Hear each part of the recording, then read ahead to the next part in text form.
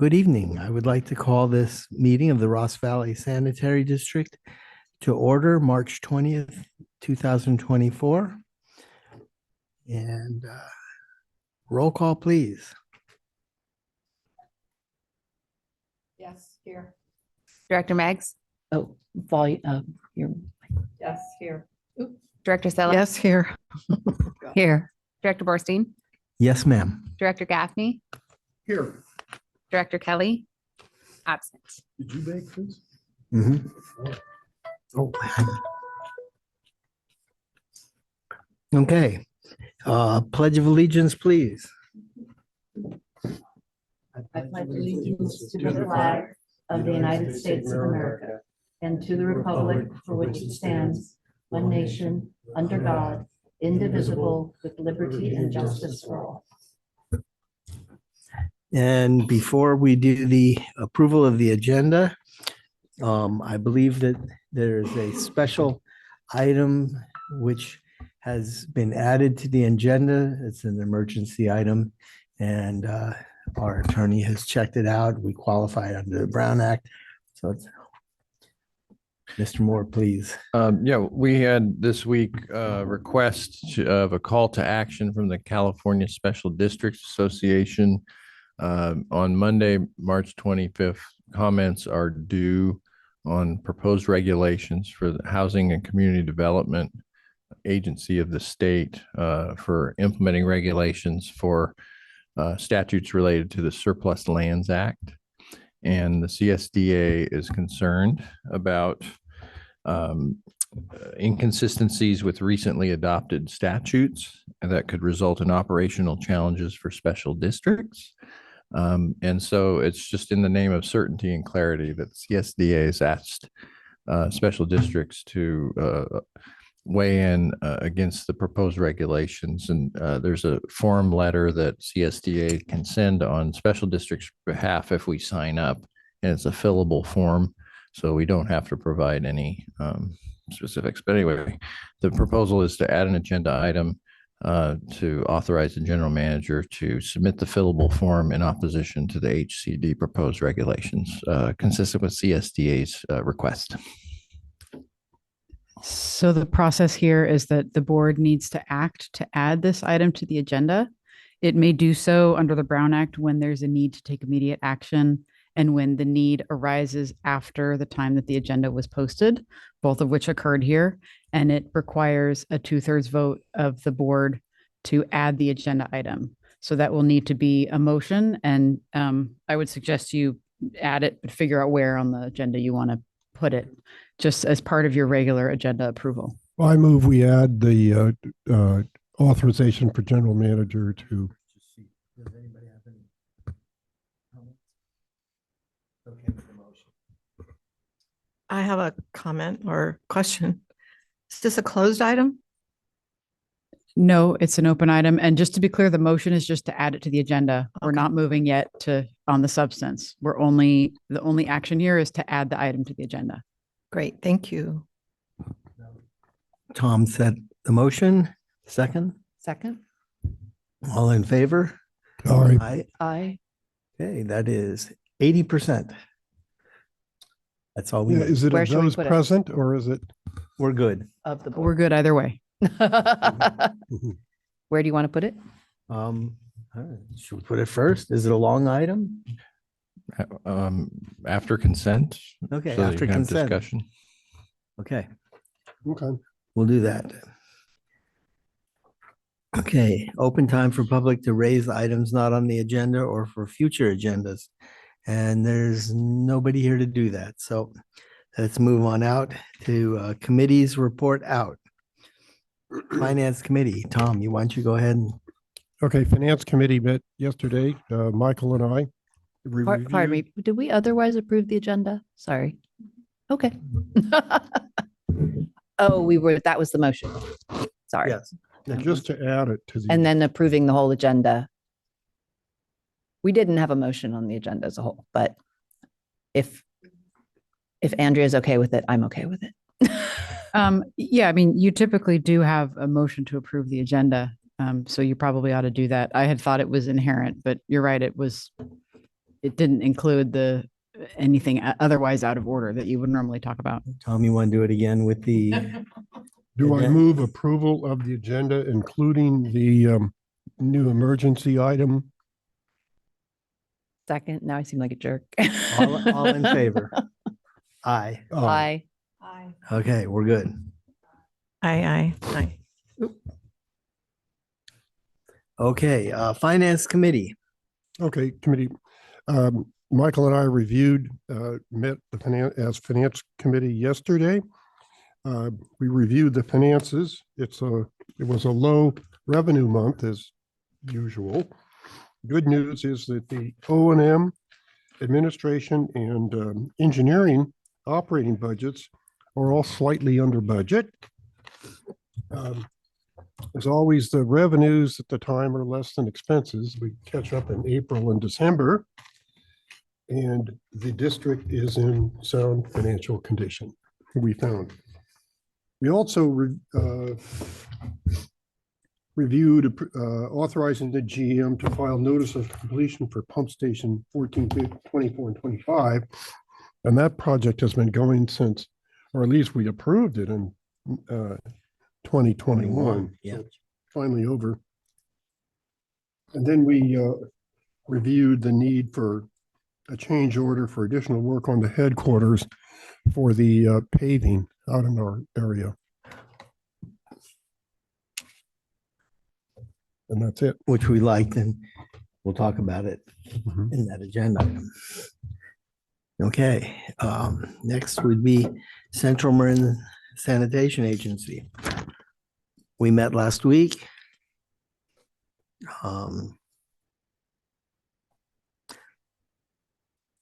They're going to be, with everything that's coming up with nutrient removal, there's going to be a whole lot more lab work that's going to be needed over there.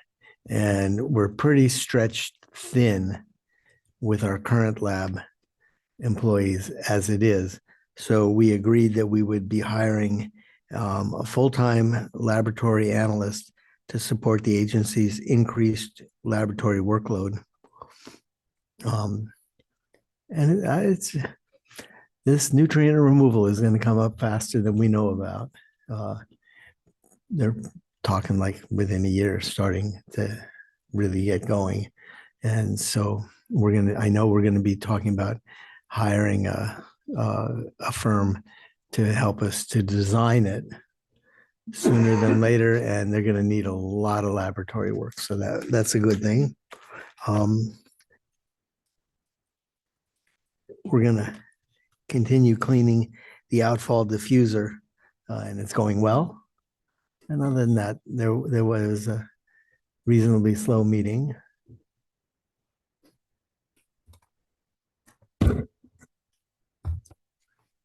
Business Plan Committee.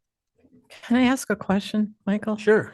So this is going to be happening at all treatment centers, right? Pretty much. In the San Francisco Bay region, as I understand it, which is why, even though our nutrients are reasonably low, our outfall is right in the San Pablo Bay, where there are huge tides in and out 4 times a day.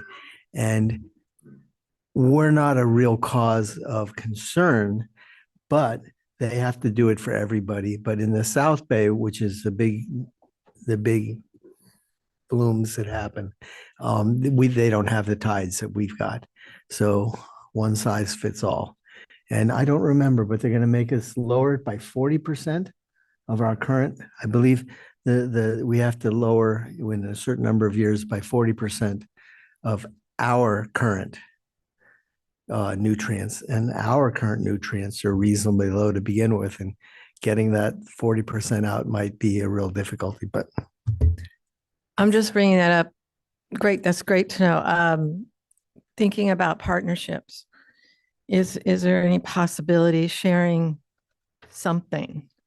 Because it's going to be a big deal from what I'm kind of hearing, and the environmental groups are starting to. I'm not sure what would be shareable. Sharing a lab tech, is that what you were? I'm not sure either, but I'm just saying to help all of us. The difficulty is going to be that every single last agency in the Bay Area is completely different than all the others. Each of them have their own issues and problems. And I will certainly mention that to Jason. But my guess is, but I will bring it up.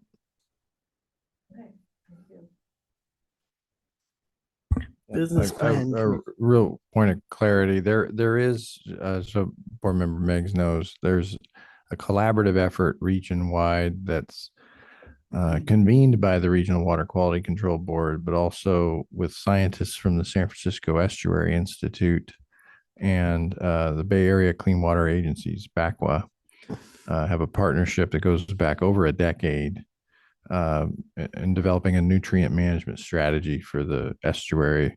And it's an effort, a collaborative that's really recognized nationwide as a model for a science-based partnership from different participants and actually the environmental communities at the table as well, as well as the scientists. So because of the algal blooms that occurred the last couple of summers that were serious, and 2 summers ago caused a significant fish kill in the bay, the actions have been accelerated through this partnership.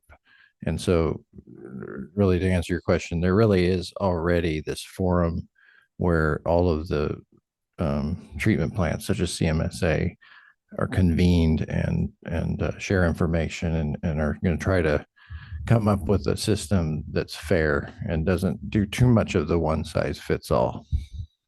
So, to be continued, but that type of partnership and information sharing has been ongoing and is recognized as a national model. Do all the agencies, like the South Bay agencies, have to remove 40%? I don't know the exact numbers. The numbers are derived through the scientific process of hydrodynamic modeling, nutrient fate and transport, looking at the different flow rates and concentrations from all the different agencies. And so it's more sophisticated than just everybody do 40%. But I know that at some point there are some simplifications which are intended to create some fairness as well. Thank you. Anything with the business plan committee? So Christina's gonna put up the business plan we have in place. Christina and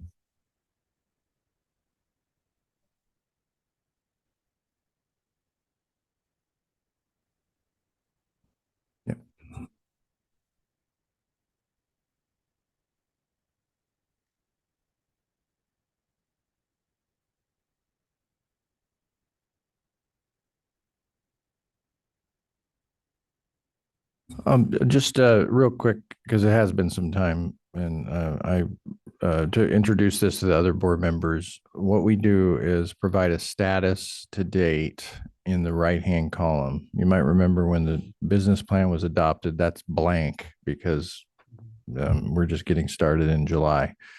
So mid-year, staff goes through, everybody who's responsible for these items, such as Paul and Felicia and others and myself, go through and do a status update for each row of all of our commitments. So you have an idea. And then the business plan committee gets to drill down and ask questions about where we're at on all of these different initiatives. And so it takes time because there's many commitments and questions that come up as far as what the status is of these different efforts.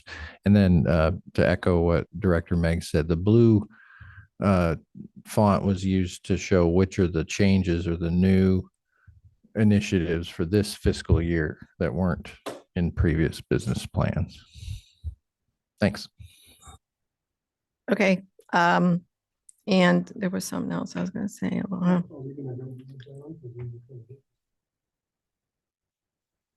Yeah, it's up to the board and the committee members how much or how little detail you want to get into. Yeah, do we meet twice a year? I think we meet twice a year. We meet to Quarterly or develop the next year's business plan, which will be this May or June. And then we meet, as we did here, early February, mid-year, just to get a status update on where we're at. So, yeah, we went line by line, but we mostly discussed the changes and where we're at. I think it's wonderful because it's very organized and clear. It says as needed, what we've accomplished and what we need to continue to work on. So we can go on unless you see anything. The first is about objectives of effective utility management. And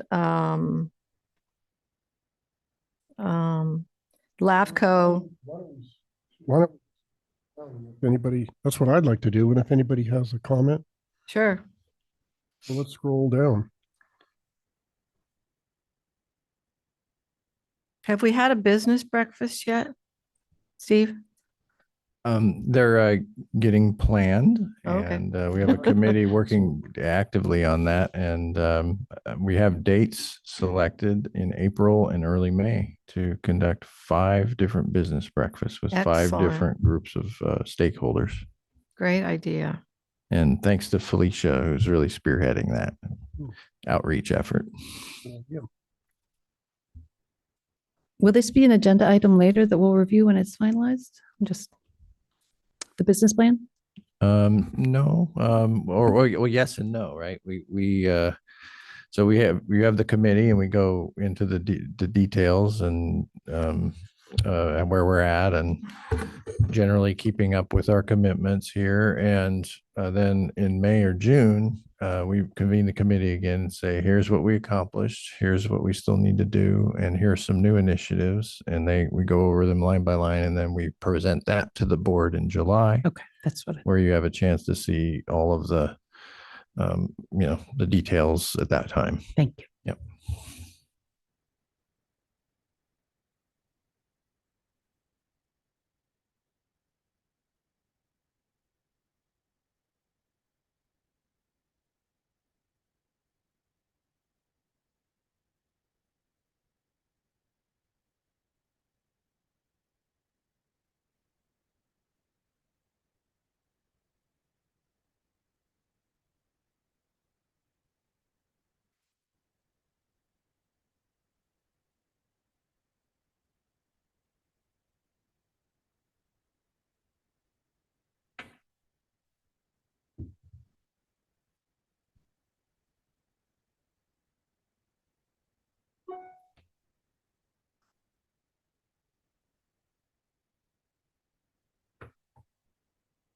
I have a question. I don't know who this is for. It's about the capital project closeout process for essential records, including digitization of records. What is PH? Who is PH? Is that Phil? PHB? Yes. Oh, it's completed. Never mind. Yes.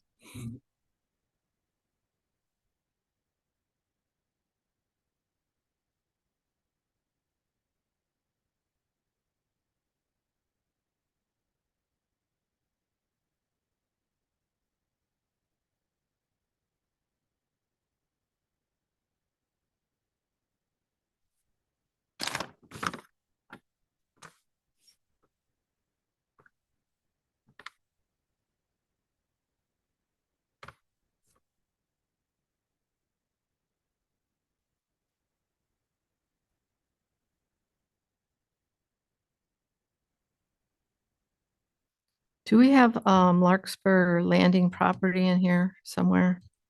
Yeah, it was a- Yeah. On this part, do we have any, influence on or Yes. more north or less? Yes. Yeah. And we, Oh, okay. but yes, the Larkspur Landing property disposition is a part of our financial sustainability objective or utility management attribute. So that's ongoing. As you know, we do periodic updates to the board during my verbal reports. And then when we have an opportunity to get check-in, when we reach milestones with all the external factors that influence our ability to move forward with property disposition decisions, we'll bring status updates to the board. We hope to do so in the next couple of months.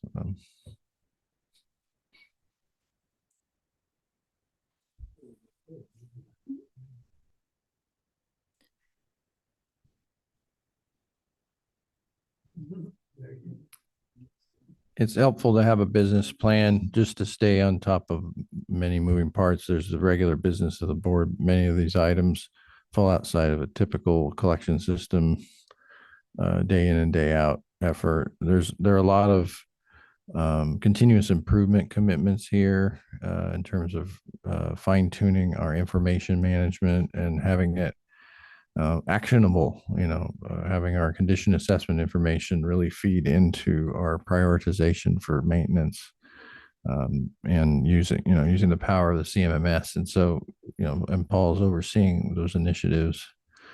And we do regular check-ins on those because that's that extra planning step. We get the work done, but are we planning ahead, and can we then be more proactive than reactive in our collection system management? It's an ongoing challenge for all districts. So the business plan helps us articulate and keep track of it, and stay tuned into keeping it in our work plans as managers. I see that we continue to increase the credit rating. That's the objective. And the rating agencies contact us each year, don't they? Do they give any indication that? Actually, we did just go through a rating review by Fitch, and they updated our AA with positive outlook from a stable outlook. Yeah, just recently. They're inching. Yeah, they're inching. Exactly. And what about, is it S&P's the other one, right? They actually don't contact us annually. Fitch does. Fitch was behind, and now maybe they're moving ahead. We'll go tell S&P, hey, wake up. Okay. We might get, isn't it true? We may get their attention if we initiate some refunding Why activity. don't we tell them? Uh-huh. They went from AA minus stable probably to AA positive, for your information. I don't think it would hurt. I was just going to say, Fitch, and after their annual review, does produce a press release. We could include that as a board information item, and I'd be happy to forward that to Standard & Poor's as well. I recommend it.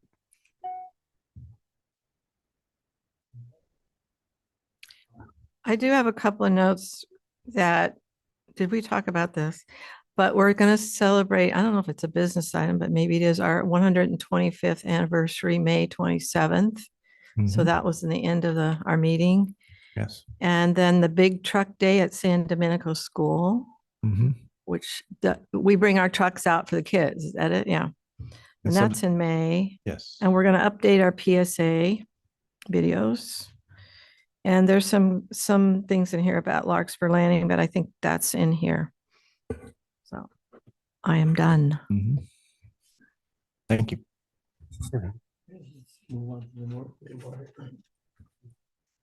Let's move on to the North Bay Watershed Association.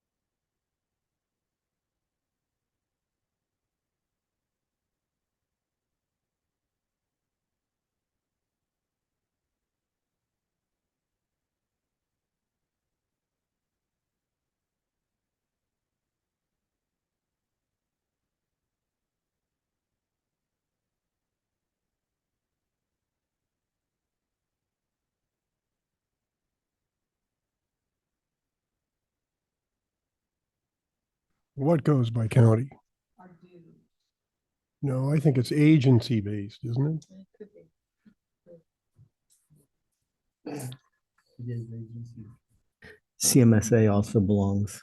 That's right.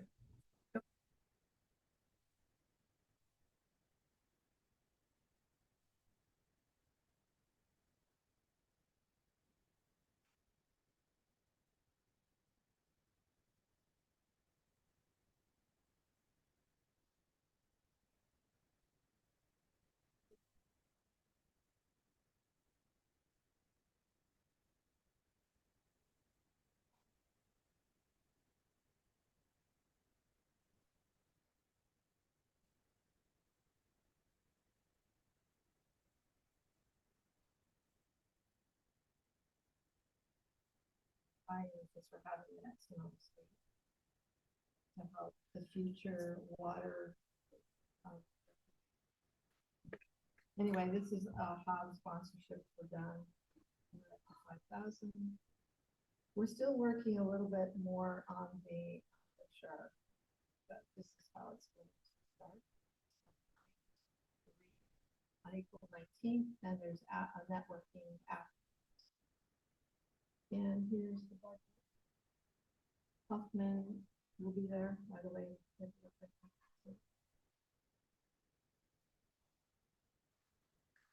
And then we have a field trip in June. And that's it. Okay. Yeah, how do we get a project on North Bay? You know, most of them have been in Napa County. I think they've done some pretty good projects up there. How do we get a project? One that they fund. How do they get projects on their list? You know, that's a great question. That would be an Andy question. An Andy question. Yeah, What's that? Andy's the manager. Oh, okay. So some of the projects, you're right, are ongoing. Some of them are new. Some of them. I've heard somebody ask that question before. Usually they go to Andy and we have certain monies for certain things. I think we're still putting money in the straw program, which is for kids. There's one where we put in to plant oak trees after fire. So it's a real mixed array, but it's a good question. Yeah, but as you can see with the numbers, the budget, the overall bank account is only $500,000. $500,000. So they don't do projects, quote unquote, like we do projects, Yeah. in terms of millions of dollars. These aren't big earth moving Right. type issues. It's more, they're a forum, to collaborate and to compare notes and share project information. But North Bay Watershed Association doesn't do projects, except for, as Director Meg said, some support of community-based initiatives like Yeah, educational. I think they applied for grants for that Napa. That was in the past, but we are starting a scholarship program. The Napa work, it often gets confused with the North Bay Watershed Reuse Authority, NBWRA, which is a collaborative of wastewater and water agencies that obtain Title 16 funding from the Bureau of Reclamation, federal funding to support water reuse projects and distribution we have a systems. potential water reuse project at Yeah. CMSA and my understanding was that the individual units at the North Bay Watershed Association by themselves are not able to pull a lot of weight. But through the organization, we find out, oh my, you're working on that same thing we are. And then all of a sudden we're a little bit bigger, and then they can go to Sacramento with like 30 agencies behind them. That's right. And say, this is what we're That's kind of recommending. what I was hearing. And they maybe help get grants and maybe get a project going, something like that. Well, we could use Mostly help. to find out what other people in other districts and agencies around the North Bay are doing. What else? Yeah. Okay. Well, we support it with a sponsorship and dues, I'm Mhm. sure. Yeah. Okay. And verbal report by General Manager El Jefe. All right. Thank you, board members and President Borstein. So I actually have a lot of things to report this month. I think I have They're all good. five areas, and yeah, and so I'll do my best to stay on track, but maybe I think Director Kelly might be interested in some of this, and maybe he'll give him a chance to get here. Director Meggs noted that my first item is the anniversary, and it is in the business plan because as we queued up this year, we knew that our 125th birthday as Ross Valley Sanitary District, or Sanitary District #1 of Marin County, is May 27th, 1899. And so our 125th anniversary is coming up on May 27th. So I wanted the board members to know, to ink this date, that we will have a celebration here on Tuesday, May 28th, because Monday, May 27th is Memorial Day. That's 28. So we are planning for an event to celebrate this landmark, and that not many special districts are able to claim at this point. There aren't very many. There are 125. There are cities that are, but not a lot of special districts. So that's exciting. We'll at that time, we're confident that the site improvement work will be cleaned up and 100, complete. And we'll also include a plaque in the bench here in the front. There's a wooden bench that's planned, and then we're going to embed a plaque that commemorates the 125th anniversary. And so that'll be kind of a focus point.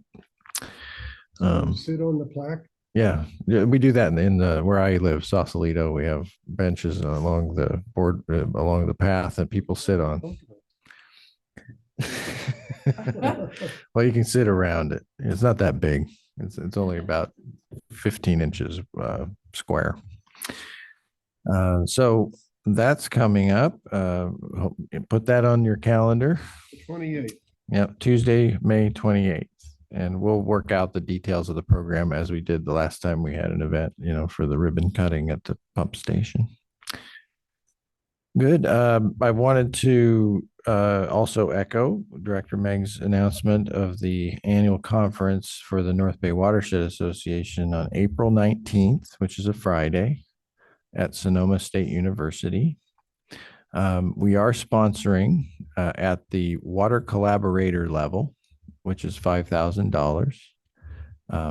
I approve that expense.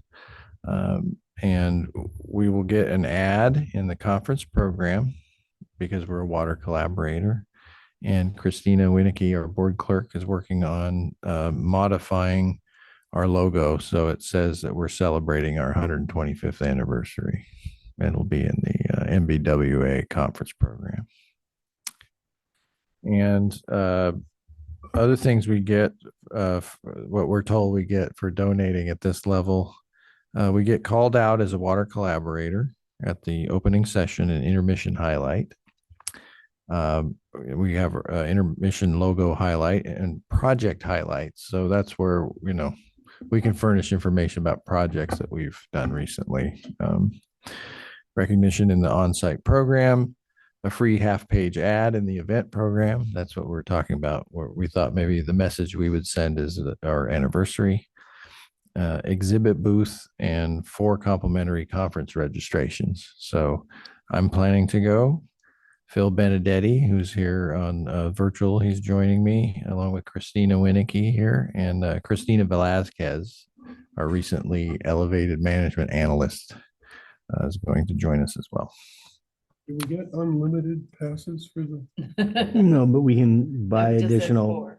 additional passes. Yeah, we and get they're the not- 4 they're- complimentary and But they're not so- expensive. If you wanted to go, I would absolutely support in any board member.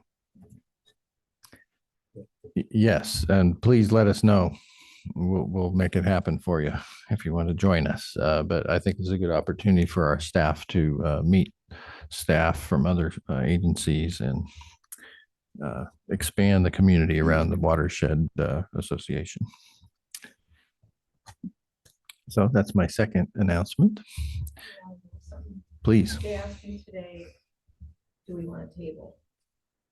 We want to put a display table up and have people sit up. Because people are grabbing, there's 18 tables. Trying to give them away. Well, it says here that we're supposed to be, we get one because we're, Yeah. we, Anyway. yeah, so yes, we're good on that. And we have little things to bring, we have little awards to show, we got a flag, it says we're the collection system of the year in the whole state. So we're gonna bring that. Those kind of things. And we have some thing, or I don't know if all those other items that we're working on for the celebration will be ready by then, but maybe, yeah, okay. So to be determined. We're working on it. Okay, so shall we move on to Absolutely. the next item? 3 of 5. The third item has to do with the San Rafael Sanitation District. And so this will take a little time.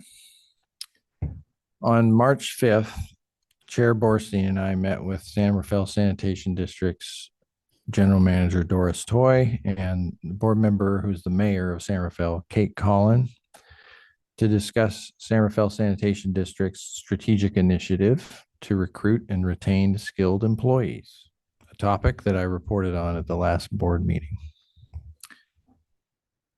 And then subsequent to that meeting, where we learned a lot about the city of San Rafael and their relationship with the San Rafael Sanitation District and where they are currently at in that relationship and the details of that relationship.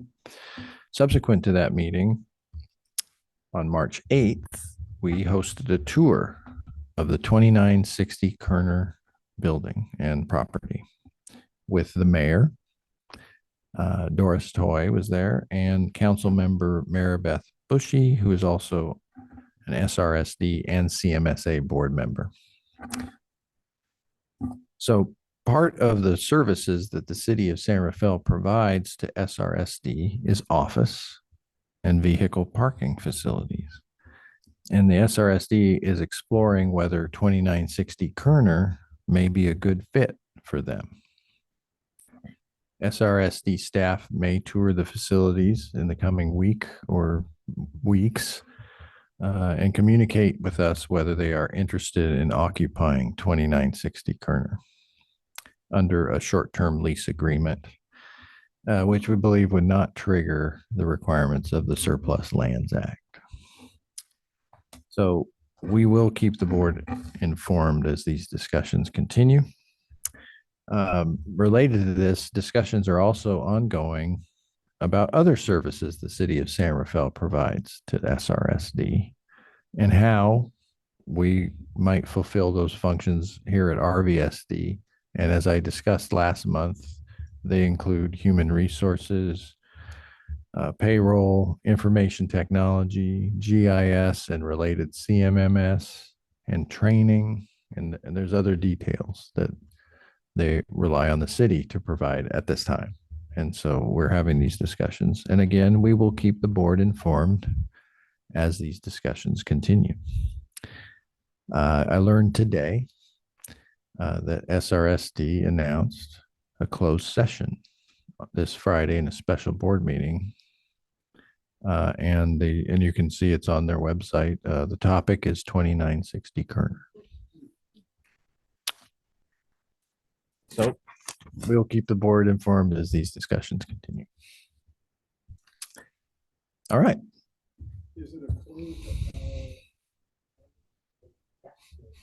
Yeah. So the next item on my report is I'd like to talk a little about the capital work underway on two projects. We really have, in the last 2 weeks, accelerated our capital program activity. The 23-24 gravity sewer improvements project is the first one, and then the lift station 20, 31, and 32 is the other project. First, on the gravity sewer improvements with Glossage Engineering, we're moving quickly up Austin Avenue from the San Francisco Theological Seminary property at San Anselmo, moving into the Vine, Melville, and Sunnyside streets from there in the next couple of weeks. Really glad to let you know of some pretty skillful project management going on this. Ross Avenue has Wade Thomas Elementary School right there. It's a tricky place to do a sewer rehabilitation.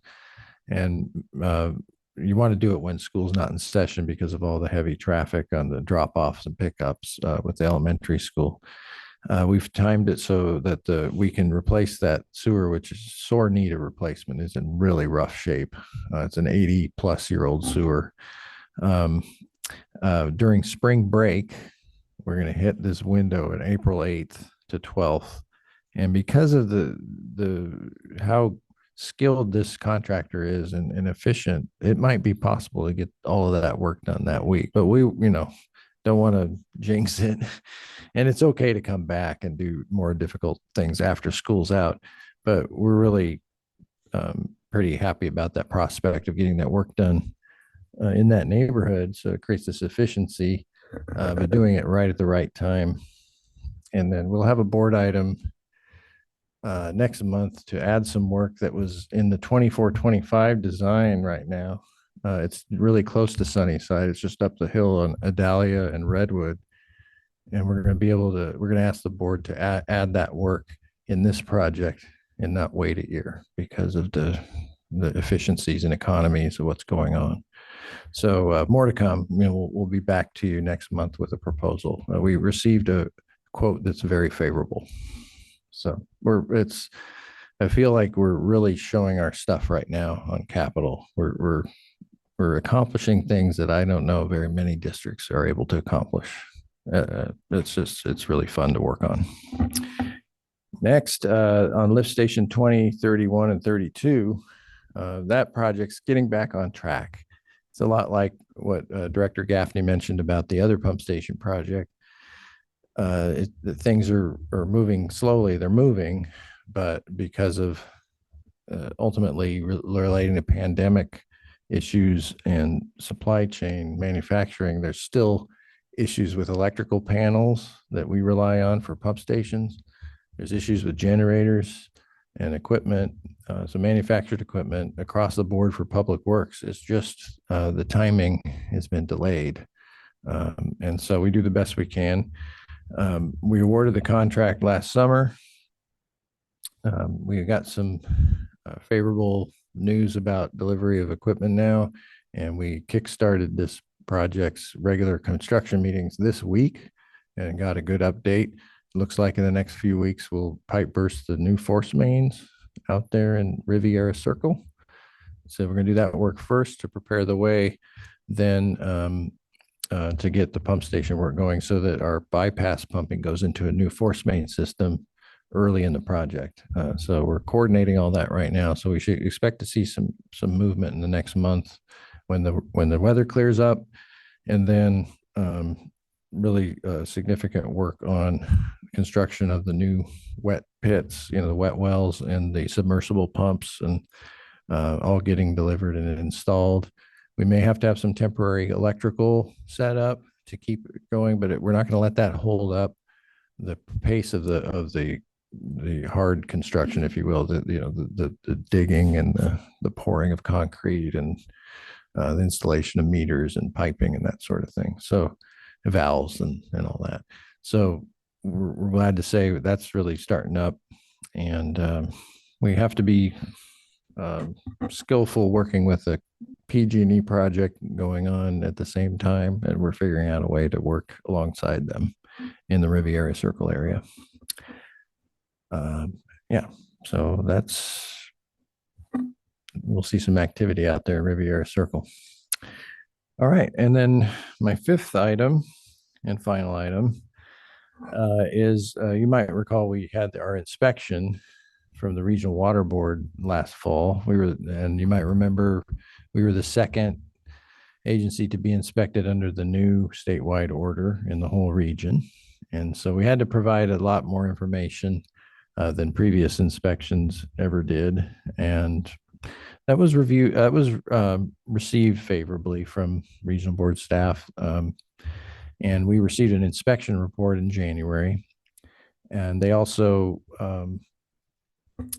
in that inspection report, spoke to the cease and desist order. So you remember we talked about that.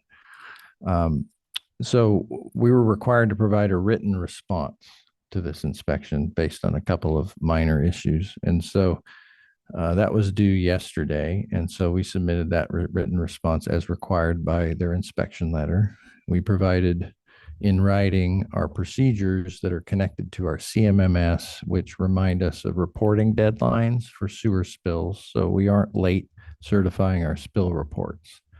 So we also confirmed submittal due dates for the update and the audits of the sewer system management plan. And later that day, yesterday, regional board staff thanked us for submitting this written response on time.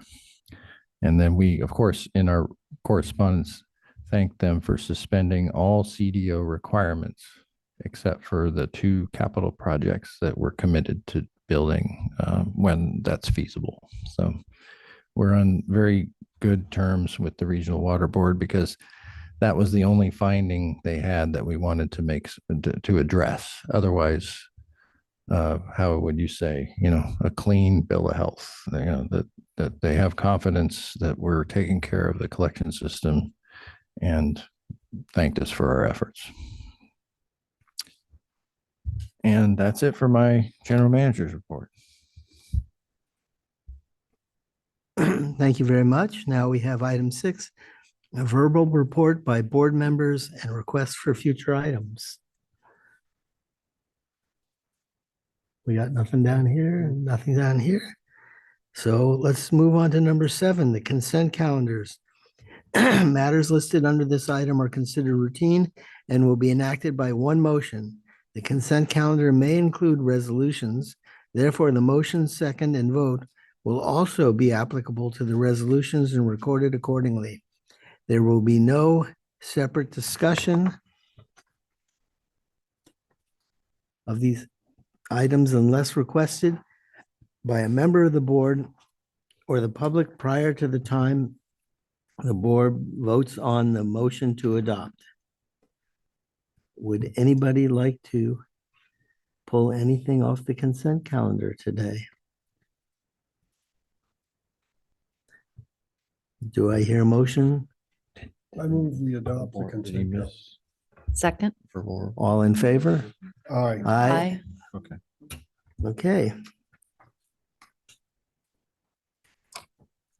Now let's go on to the item number 7 dash whatever. No,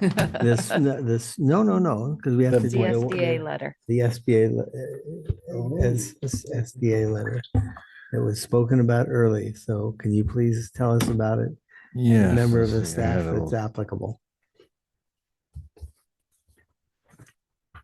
Yes, so I received correspondence from CSDA, California Special Districts Association, about some concerns that members have about some draft regulations from the Housing and Community Development Department of the state implementing the Surplus Lands Act. And I think the main thrust of concern has to do with an analysis that showed that the proposed regulations exceed the boundaries of the statutes that were negotiated by CSDA representatives. So they feel this will create uncertainty in implementation because the statute says one thing, and these are, the authorities given the HCD, and then the regulations that are proposed create a little more flexibility for HCD to have discretion And one example given had to do with if you're doing good faith negotiations with an affordable housing developer, and there's a 90-day clock in the statute, that after 90 days, if you don't reach resolution, you can move on in the surplus lands project process. The draft regulations give the ability to appeal a decision by the local agency that they've done negotiations, 90 days have passed, and they're determined to move on. Now that becomes appealable to the HCD under these regulations, and that's not provided for in the statute. That's an example. And so there's several, I think 4 or 5 that are available for you to see on their fact sheet, so you understand their concerns about extending the authority. And there's also provisions in the draft regulations for third parties to be able to appeal decisions and this sort of thing. So it creates uncertainty for the special districts that they can't complete phases and then move on to the next phase in the disposition of their surplus property. And I think the concern is uncertainty and confusion. And that would be an issue for us. So circling back, what I'm proposing to do is to sign on to a fillable form letter. What that means is I put in the name of our agency, contact information, and then they have a template letter that they're going to provide on our behalf and on behalf of the several other agencies that sign on, expressing concern about the draft regulations. So this isn't a law that's proposed. This is the regulations that are implementing the law that we have weighed in on. Like 5 years ago, we did weigh in on that proposed law, and it was helpful because CSDA at the time was able to negotiate that proposed law in a way that made things more flexible for local governments and reasonable, I would say. So that was a good outcome, and we still will comply with the law, but we're concerned about regulations that create confusion and uncertainty. So we wanted to bring this to your attention because the due date is on March 25th. So we don't have time to go back and call a special meeting necessarily, and hoping the board's comfortable with authorizing me to sign up our agency without providing specifics about our properties, just our general concern about the draft regulations. So I don't know if Andrea, if you have anything to add to that. Not very much. That was a good summary. So this is according to the this board's policy on taking positions. There should be a motion by the board to give Steve authority to go ahead and, if that's the board's wish, to go ahead and sign up. And CSD, I think, sent this to all of its members. There are hundreds of special districts around the state that are affected by the Surplus Land Act. So we are likely one of many agencies signing on to this. Just practically, who would want to appeal a decision? Who would mess with? Well, so on the on the good faith negotiation part, there's language that says that an agency can't arbitrarily end negotiations after 90 days. It's not really clear what that means, but combined with language about third-party enforcement of the SLA, like anybody could file a 30-day notice that says you're violating the SLA, which would involve the HCD in some sort of determination of it. And so it adds new parties in. It's kind of unclear when that could happen and what the bases are, what those terms mean. And none of that is in the statute. Okay. Does it apply to cities? Yes, the Surplus Land Act does apply to cities. Okay. And there was one other thing I was going to ask. Oh, what's the deadline? Why March 25? Is Comment on the regulations. Or So do when by the state when this agency puts forward regulations, there's an open comment period. okay. So we're just weighing in during that comment period. And I assume a whole lot of Andrea's other clients and CSDA folks are signing on. Not that you need to comment about what your other clients are doing, but like this is a broad group of people who would not want this to happen, correct? Yes, I would think so. Yeah. Great. So do you know what group is sparking this to happen? What's underneath?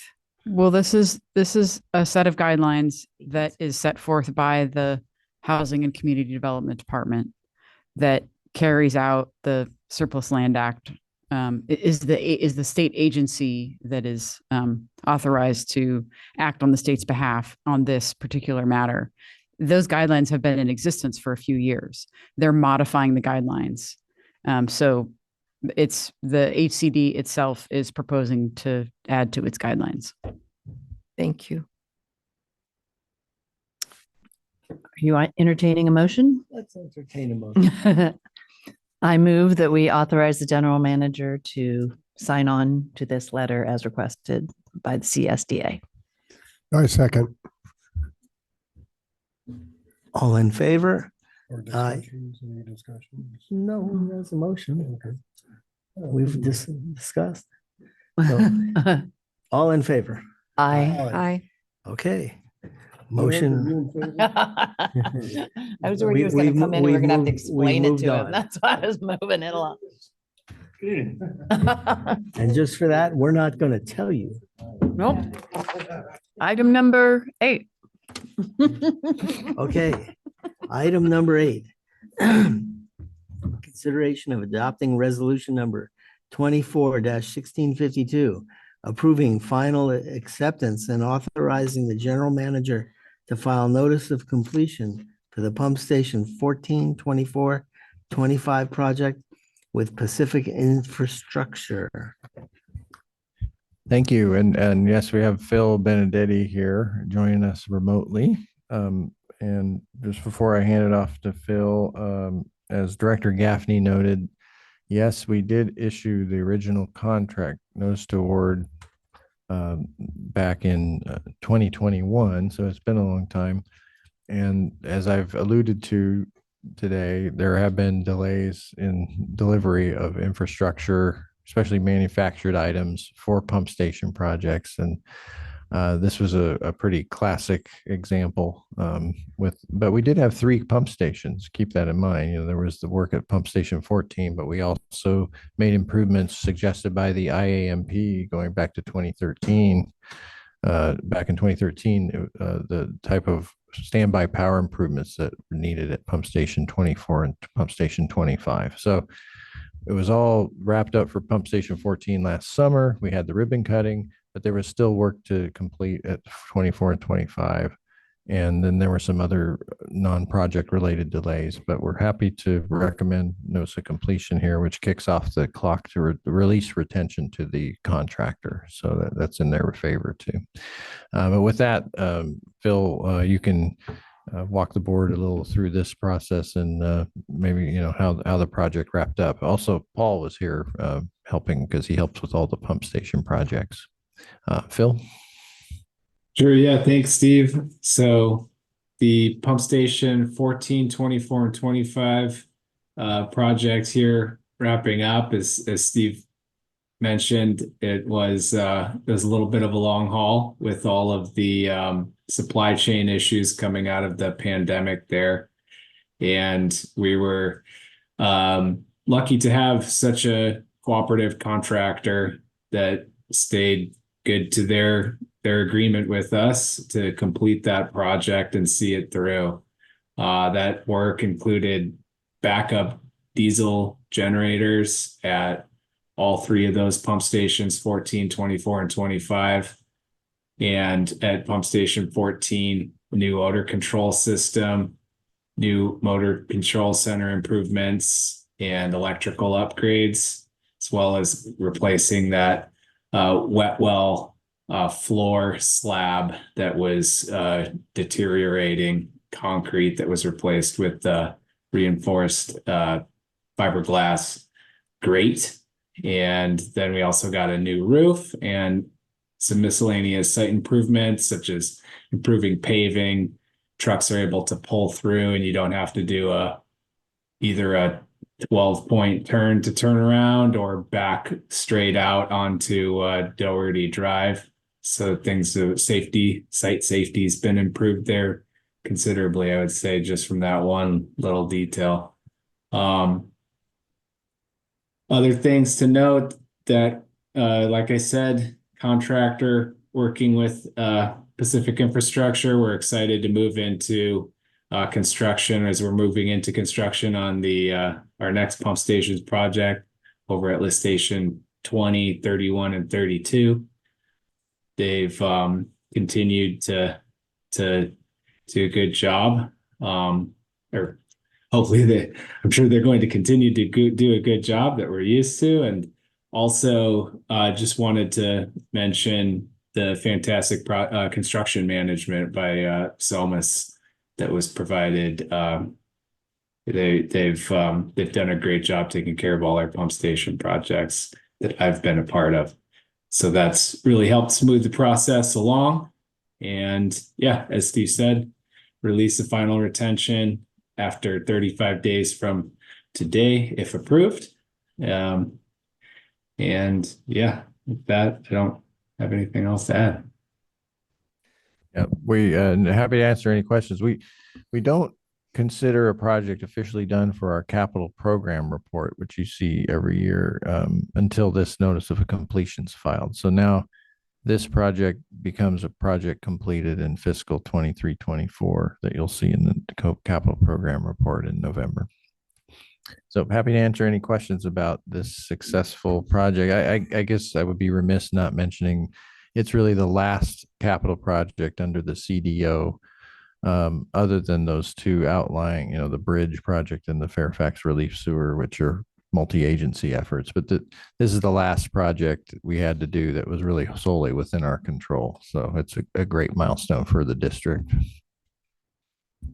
Comments from any board member? I don't have any questions. No, we've been following this for 3 years, and so maybe we should all, bow our heads. And so do I have a motion? Yeah, I'll move that we adopt resolution 24-1652, approving the final acceptance and authorizing the GM to file a notice of completion for the pump stations 14, 24, and 25 with Pacific Infrastructure Corporation, and to authorize the release of 5% retention at the end of 3 years plus 35 days. Second? Second? Okay, all in They've favor? already served the 3 years, by the way. Yeah. It's just 35 more days. All in favor? Aye. Aye. Okay, thank you.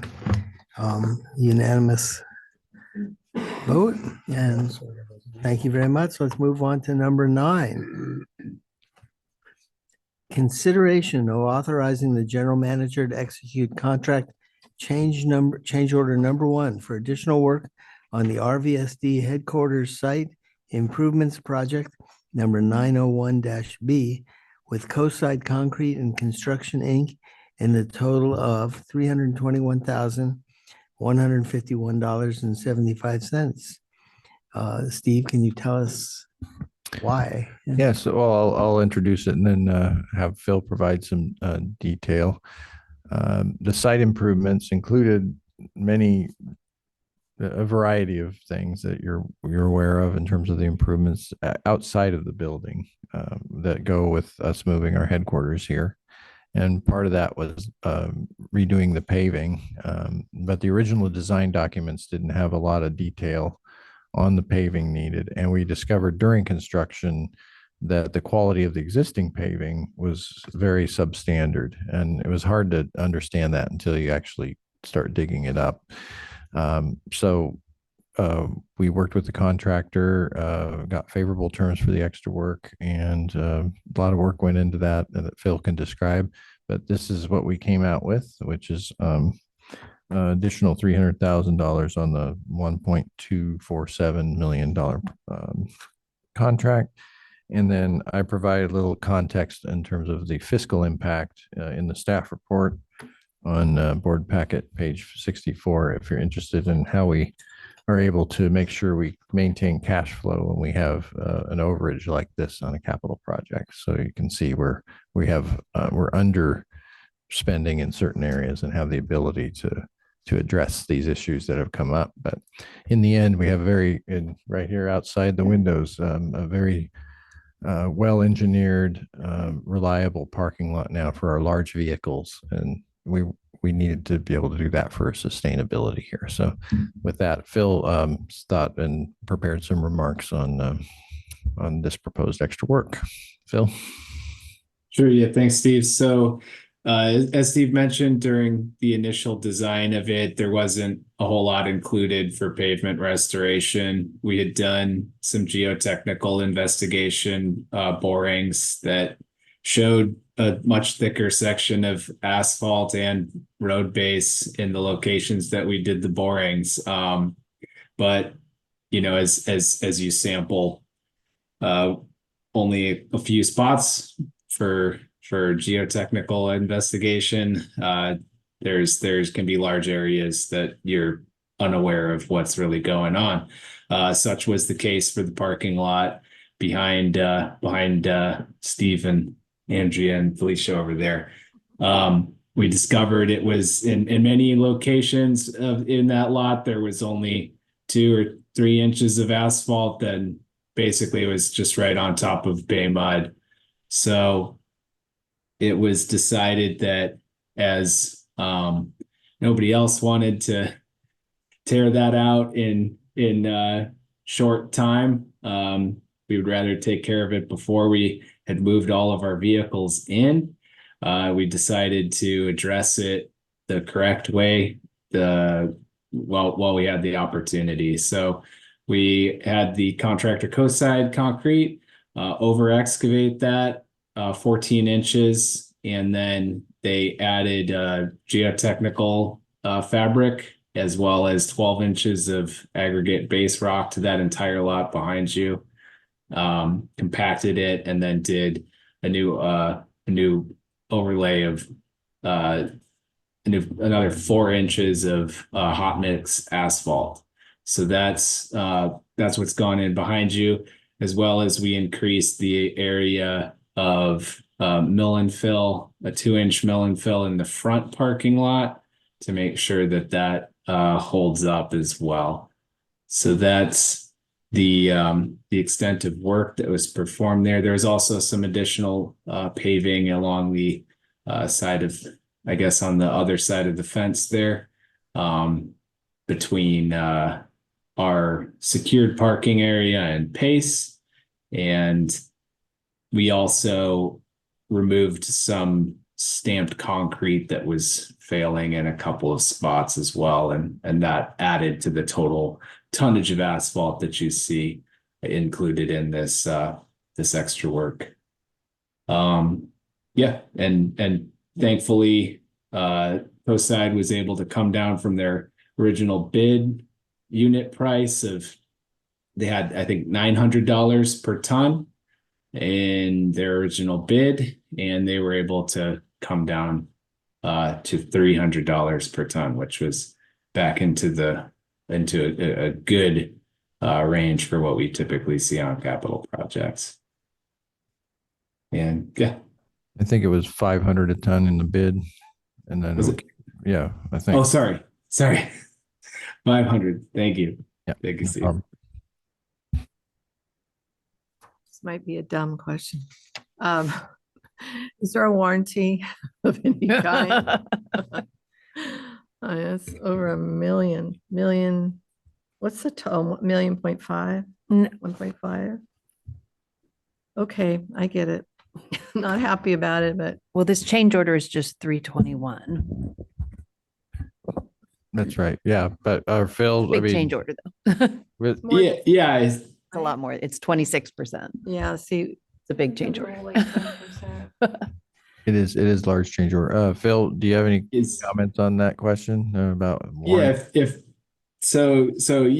If there are issues that arise as a result of workmanship, if there's an area that's where we have subsidence, where the the asphalt is failing, that we, then yes, the contractor would come in and take care of that.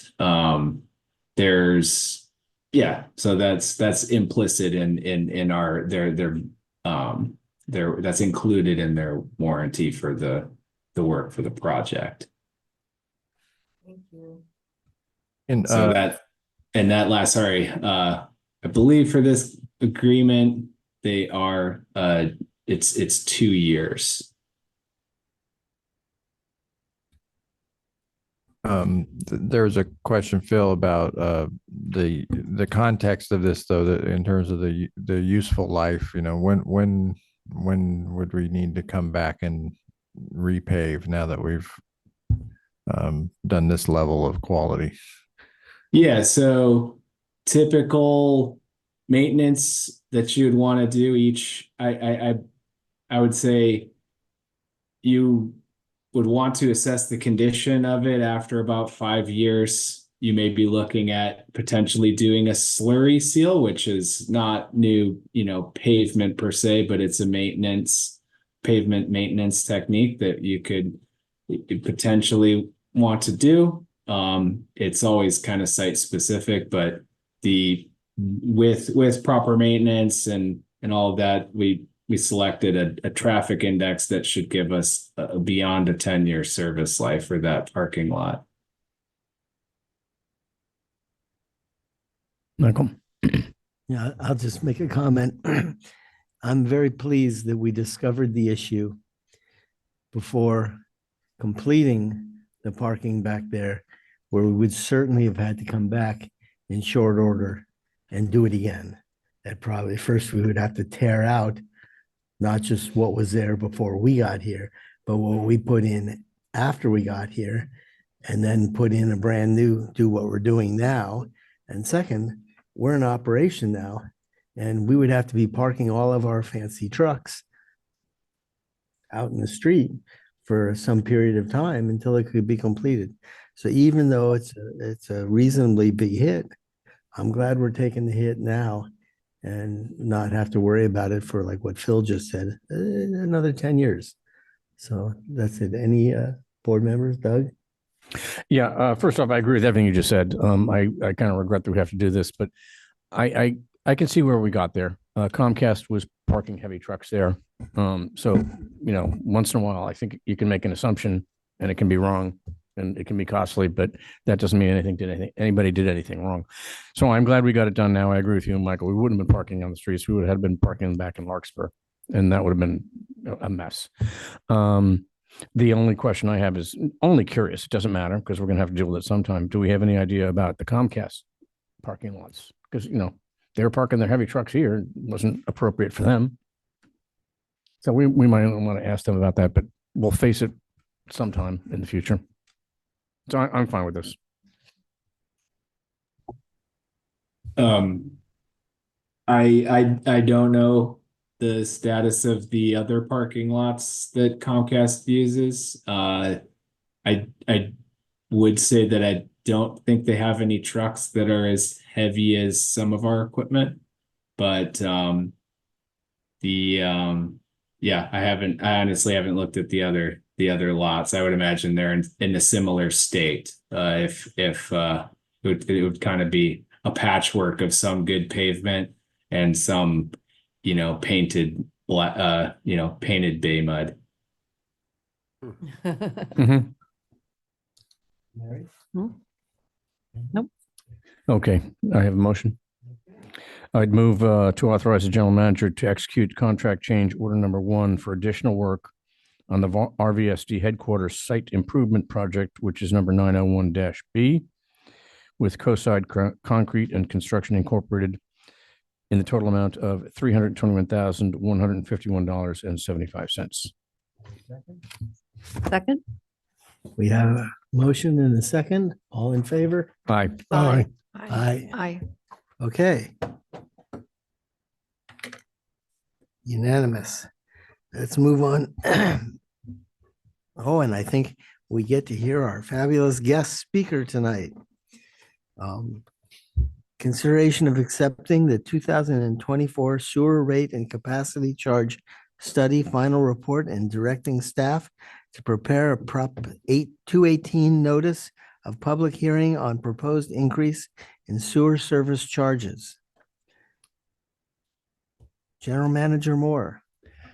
Thank you, President Borstein. And yes, we have our rate study consultant here, Mark Hildebrand, joining us remotely. I'll just make a couple of brief remarks, then hand it over to Felicia to introduce Mark. Just say this is a continuation of a process we're revisiting, just like we did 5 years ago. We talked about the draft report in a previous board meeting, and the Finance Committee has been meeting over some of the details on what's proposed, not just for sewer rates, but also for capacity charges and permit fees. Those three items are in this final report that we're asking the board to accept. So today we're not adopting new sewer rates. We're setting the stage for a public process to receive input on a proposed rate structure and capacity charges and sewer permit fees. And so that's where we are in the process. And we expect, if everything goes according to plan, to be back here in May 22nd to formally adopt the rates, the sewer service charges, capacity charges, and permit fees. So with that, that's where we are in the process. I'd like to have Felicia, the Assistant General Manager, discuss this item. Thanks. Thank you, General Manager Moore and President Borstein and members of the board. I just have a couple of highlights for you. As Steve mentioned, the board has seen a preliminary recommendations at the February meeting, and the Finance Committee also reviewed the rate study process in December and January. So today we're looking at our final recommendations in preparation for the May public hearing to adopt the new rates. So again, some highlights: the permit fees. Staff's pleased to report that the baseline remodel permit fee for the sewer lateral, it's proposed to be reduced from $738 to $593. And this is based on some staff and process efficiencies that were identified. As the board knows, governmental agencies are required to collect fees on a cost recovery basis. So we're not in a for profit business here. We're just recovering our expenses. And again, so pleased to report that we can reduce the cost for those permit fees. And the other highlight that I just wanted to mention is with regards to the sewer service charges. Steve Moore has done a lot of work on the capital programming, has prepared a 10-year capital plan with an average of about $12.9 million spending average per year. And this has allowed our rate consultant, Mark, to do some financial modeling. The board's policy of a transition to pay-as-you-go financing has contributed to the rate study analysis as well. And the recommendations here tonight that the board will be considering are 4-year increases for the first 3 years of the 5-year schedule, the 4th year at 3.8% increase, and the 5th year at a 3.5% increase, which is considerably lower than the last 5-year rate schedule. Again, staff's pleased to report that. I will note that Mark will get to this in his PowerPoint presentation, but I'll say that board packet pages 92 and 93 have the tables of the rate increases, and the example I'll give here is the single family residence in Ross Valley. What page is Nine- that on? The- 92 and 93 of the board packet. Covered, and so Oh, I beg your pardon. 16 of the PowerPoint. 16 and 17 of the PowerPoint. Thank you. Thank you, Doug. PowerPoint.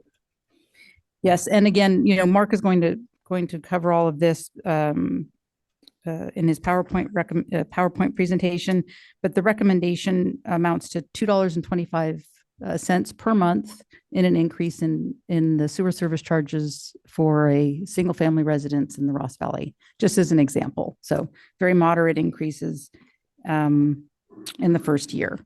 And then finally, I will conclude by saying that the request for this evening is again a request to accept the final rate report and to direct staff to prepare a Proposition 218 notice for a public hearing that would occur in May. And also considering recommendations for an update to Ordinance 92. So with that, I conclude my report. Adopting the rate. No, we can't. Accepting the report, Thank you. and we can't adopt the rate until after. The public hearing, that's correct. And so with that, I'll turn over the presentation to Mark, and of course, staff is available to answer any questions. Thank you, Mark, for being here tonight, and appreciate your remote attendance this evening. Yeah, well, thank you for having me. Can you hear me okay?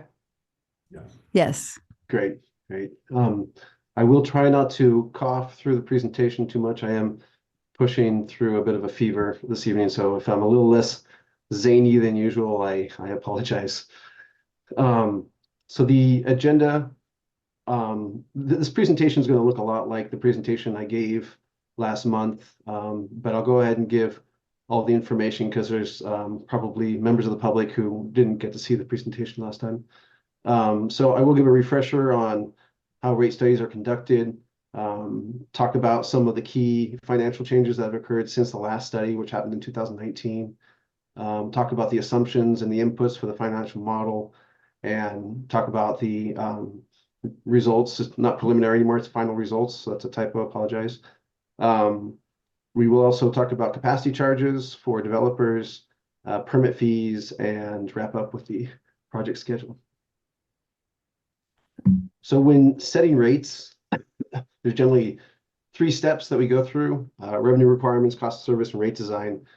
The first step is the financial plan, where we get an understanding of how much rate revenue the district's going to need over the next 10 years and develop revenue increases that will meet those revenue requirements. Once we understand how much revenue is needed from the ratepayers, we do the cost of service analysis, where we look at how different types of customers use the system and equitably allocate costs to them based on how they drive costs for the district.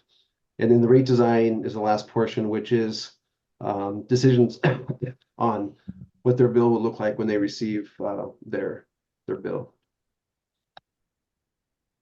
So in terms of observations on projections that were made back in 2019, it's always helpful to look back and look at what we projected back in 2019 and what came to fruition and what we missed on, because that will help us make decisions going forward. So when we look at the operating costs that happened in 22-23, they're about 9% lower than what we had projected they would be back in 2019. 3% of that is due to lower Central Marin Sanitary agency costs, and your other operating costs are lower by 14%. So to me, that's an indication of staff being able to keep costs lower than inflation, because we assumed inflationary increases. And the fact that you're lower than that means that staff was able to keep costs lower than inflation, which is a great story to tell. Revenues were slightly higher than projected. Actually, the rate revenue was a little bit lower by 2.3%, probably due to the drought and maybe the recession, just less water usage. But the property tax increase more than made up for that. So the property tax revenue was 10% higher than expected. And then finally, the real good story is the fact that back in 2019, we projected that the district would spend $89 million in capital spending over 5 years, which for a district your size is a very ambitious number. It's a large capital program that would be hard to meet in the best of times, and there was a pandemic. And not only was that money, those projects delivered, but you were able to deliver additional projects. So that really shows that district staff did a great job of executing on the capital spending plan that was identified. So final result, your reserves are pretty consistent with what we thought where we thought they would be.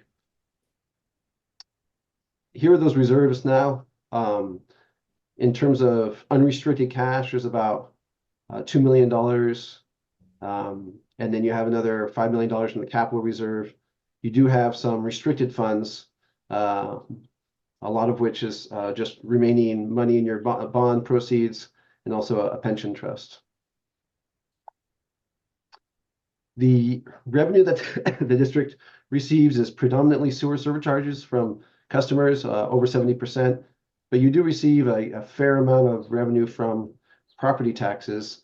Those property taxes are paid for by just one subset of your customer groups, just the Ross Valley customers who contribute those property taxes and not the Larkspur customers. And we'll talk about that more later. That creates a difference in the rate that they pay.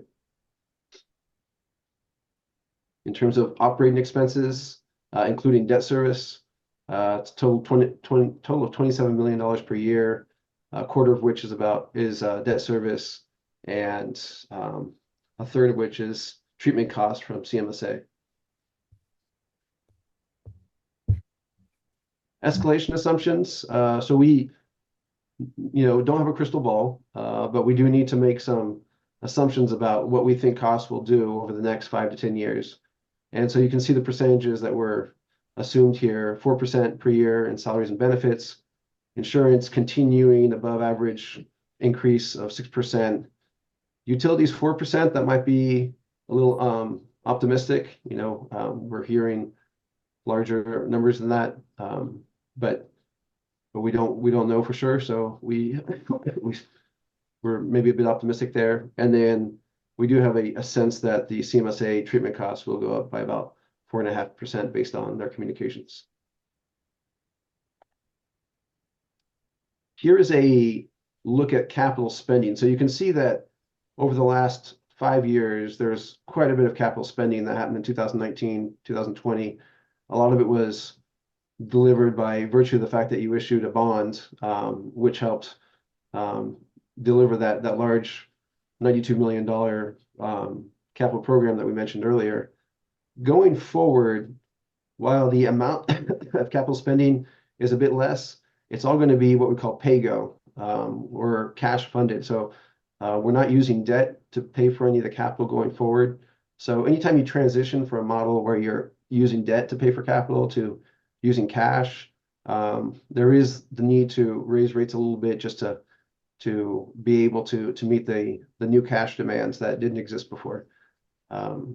They won't be too extreme in this case, luckily, but the small rate increases that are being proposed are largely driven by this transition to pay-go, which ultimately ends up paying or costing your ratepayers less in the long term because you're not paying interest on the capital projects. In terms of reserve policies, you have your operation maintenance fund balance, which is about 6 months of operating budget, which equals just over $10 million this fiscal year. And the emergency reserve about just over $2 million, and then a capital improvement reserve of about $5.5 million. We treat those first two reserves as what we call minimum reserves. In other words, over a 10-year period, we really don't want to ever plan to go below those levels. It might happen, and that might be outside your control. That's the whole point of having reserves, is that things happen. But from a planning standpoint, we never want to plan to be below those two fund balances. The capital improvement reserve, it has a different function. It's actually, you use it as a buffer, and it is designed to be drawn down on and built back up over time. And so you'll see that we do draw down on that reserve and build it back up over time, which is how it's designed to be used. So here's a 10-year financial plan. Let me see if I can get a pointer out here. At the top here, the green represents revenue. So the dark green is predominantly, at the bottom is predominantly property tax revenue. The light green in the middle is your rate revenue from your existing rates. And in this dark green at the top is the additional rate revenue that you'll get from the proposed rate increases. The proposed rate increases are shown second row from the bottom. So 4% per year for 3 years, then 3.8 and 3.5. We're just proposing a 5-year schedule. The last 5 years is just a forecast of what we expect if everything goes to plan over the next 5 years. The columns represent expenses. So the dark blue is your operating expense. The hashed blue is your debt service. You can see the operating expenses increased by inflation, but the debt service does not. And then the light blue is that cash funded capital that we talked about. So the way to read this is anytime the green in the background is taller than the columns, then that's a surplus year where you're setting money aside. And anytime the column would go above the green, that's a deficit year where you're drawing down on your reserves. And you can see that play out right here. The red represents the forecast. So the black line is your minimum reserve target, which we never drop below. The dashed line is your target reserve line, which we drop below, but build our way back up to. And then you can see over the 10-year period, we expect to be at that target reserve level after 10 years. And your debt coverage ratio, which is a measure of how easily you can pay for your debt, is healthy. You want to stay over 1.5, and you can see that you're doing that easily over the course of the next 10 years. In terms of rate structure, we're keeping the same basic rate structure for allocating costs. We assign costs to customers based on EDU assignments, so dwelling units for residential, and assigned based on winter water usage for commercial. Commercial also has a strength factor, so if you're a high strength commercial, you pay some additional costs. And then location, we'll talk about this in a moment, but customers in Larkspur pay a little bit more for reasons I'll explain. So here's the reason that Larkspur customers pay a bit more. All customers pay property tax, depending on where they live. There's local property taxes. There's some state property taxes that they both pay. There's a portion of the property taxes that folks in Ross Valley pay that go to the benefit of the district. And that same portion of property taxes paid by Larkspur customers does not go to Ross Valley Sanitation District. It goes to their municipality, to Larkspur. And so they're getting the benefit of those tax payments through city services. And they're not contributing those revenues to the district. And so we do account for the fact that there are those Ross Valley customers essentially pay or contribute about $537 per EDU in property tax. And so their rate is that much lower than the Larkspur customers. The current difference between Larkspur versus Ross Valley is $500. And because of the disproportionate increase in property value that happened over the last 5 years, this portion of the bill of the rates is increasing a bit more, just because property taxes have gone up. And so this contribution from Ross Valley customers has increased. In terms of rate structure detail, a single family is 1 EDU or 1 equivalent dwelling unit. Single family with an ADU is 1.5 equivalent dwelling units. Multifamily is assigned 0.9 EDUs, and commercial is currently assigned 1 EDU for every 215 gallons of water that they use per day during the winter. There's also high strength multiplier, which is 2.34. And a lot of these factors were developed by the district during previous rate studies, and we find that for the most part, these factors are still appropriate and consistent with industry standard. We do charge a minimum 1 EDU for commercial accounts that are active, that use minimal water. But if they use absolutely no water at all, we use a 0.78 EDU assignment for those customers. The gallons per day that I mentioned just now, the 215 gallons per day, we're proposing to decrease it to 205. The idea of the gallons per day is supposed to be the equivalent of what single family homes typically use per day during the winter. And over the last couple of decades, conservation has increased, different appliances are more efficient, And so the daily water use by single-family homes has decreased. And so we'd like to update this assumption to match the trends that are happening in the industry in terms of typical water usage by different types of customers. The effect that this will have is that these non-residential customers will actually see a slightly higher rate increase than residential, because when you have a smaller gallon per day number, that means you're assigned EDUs more quickly. You get to 205 faster than you get to 215. And so there's actually a 4.8% increase in their bill that they will see. And that increase won't necessarily be seen in their rates. In fact, it won't be seen in their rates, but it will be seen on their bill because their EDU assignment will change in a way that their rate won't necessarily reflect. So it's just important to understand that in year one, in addition to the rate increases that we are describing, most commercial customers will see an additional 4.8 increase to their bill. So here is a table which shows bill impacts by different types of customers. You can see the current rates in column 1, the proposed rates in year 1 in column 2 there, and the increase for Ross Valley single family home is 2.2%. But then the commercial minimum is going to increase by a bit more, and different types of customers are going to see, will have different, the results will vary. And you can see the Larkspur rates are going up across the board higher than the Ross Valley, and that's because of that property tax update that we mentioned, going from $500 per account to $537. So that's why you're seeing a higher rate increase for most Larkspur accounts. That's just happens in year 1. You can see different types of customers depending on how they use, how they're assigned EDUs, have different types of percentages. But then starting in year 2, 3, 4, and 5, we'll all see exactly the same percent rate increase. So that year 1, just results vary because the rate structure has different impacts on different types of customers. But starting in year 2, there's no more structural changes, and so everybody sees exactly the same rate increase.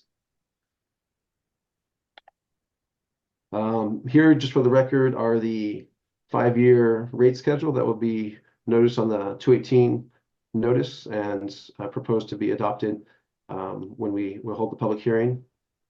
I won't go through all these numbers, or it's a bit much.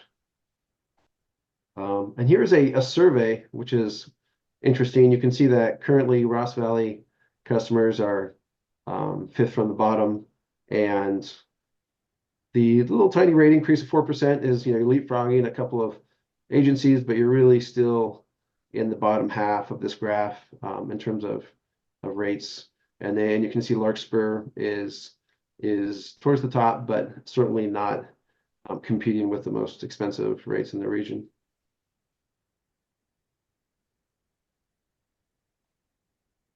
Transitioning to capacity charges. So capacity charges are system development charges that developers pay when they join the system. The idea is to make sure that when folks join the system, that they're paying for the value of all the infrastructure that they're tapping into, that has been paid for by ratepayers in the past. The last time we updated it was in 2019, and we updated the ADU ordinance and back then as well. There's 2 different approaches to capacity charges. There's the buy-in approach and the incremental approach. We use the buy-in approach, which means that we're looking at the value of the existing system and charging new customers for the cost of joining the existing system. The incremental approach is appropriate when you're building new capacity and you need to build new capacity to serve those developers, and that's not the case here. So the buy-in approach is appropriate. Sort of a repeat of what I just mentioned. The district has plenty of capacity to accommodate the limited growth that's anticipated. And it's the basis of existing charges, and it's familiar to your customers. This is a table that describes how we value the system. So we take the original cost of all these assets. We look at several hundred rows of assets that are tracked by the district, and we look at when they were added to the system, how much they cost, what their book value is based on depreciation, what their replacement cost would be based on escalating that original cost to today's dollars. And then the RCNLD is the replacement cost, new less depreciation, which is basically a hybrid of the book value of the replacement cost. We basically calculate the replacement cost, but then we depreciate it by however old the asset is. So it recognizes that it's a lot more expensive to replace that asset now, but that it's also not a new asset anymore. And you can see that the value of the system is about $260 million, which is significantly higher than the value back in 2019. And that's as a result of that $90 million CIP that we talked about earlier. Here's that calculation. So about 259 million. We subtract outstanding debt because we don't want to charge new customers twice for that debt. So we subtract the outstanding principal and debt. We add in your cash reserves and we get 129 million. We divide it by your existing capacity, which is basically the number of EDUs that you can currently serve. And dividing one number by the other, we get $7,801, which is just about $350 more than what you're currently charging. The way that we charge capacity charges is any new connection charges a minimum charge of 1 EDU. So the $7,801. If there's more than 23 fixtures, then an additional $339 per fixture is charged. Remodels also pay the same type of charge where they look at how many new fixtures are being added and charge $339 per new fixture. And then ADUs fall under certain state laws that are very prescriptive and specific. There's 4 different types of ADUs. You're not allowed to charge a capacity charge to type 1 and type 3. So if they build within the existing footprint or if they convert an accessory structure such as a garage, you're not allowed to charge them with an ADU or with a capacity charge. But if you expand an existing structure or build a brand new structure, you can. Here's a quick survey of what the charges look like in the region. So you can, as I mentioned, currently you're charging $744.44 and we're proposing $7,801. CMSA charges an additional charge for the value of joining the treatment plant. And so the total charge experienced by those developers is $15,500 as proposed. You can see how it looks over at San Rafael, San District 2, and then a variety of other municipalities that are served by other treatment.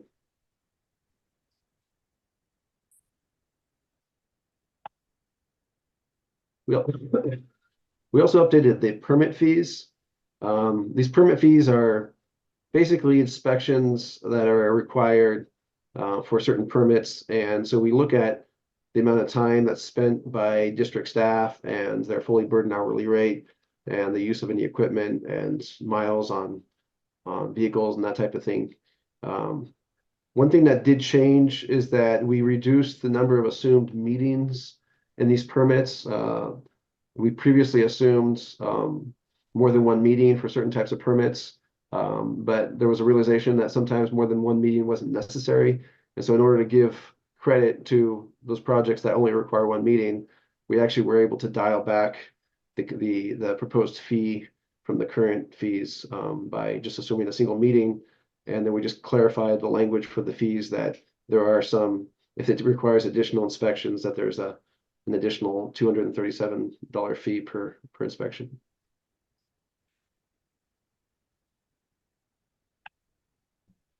So here we are, March 20th. We did present this information a couple times to your finance committee and on the 14th to the board. We actually did not make that presentation yesterday, March 19th, to the finance committee, but we are here today presenting final recommendations. And on March 22nd, we're proposing to hold a public hearing after sending out Proposition 218 notices to your ratepayers. That's the end of my presentation.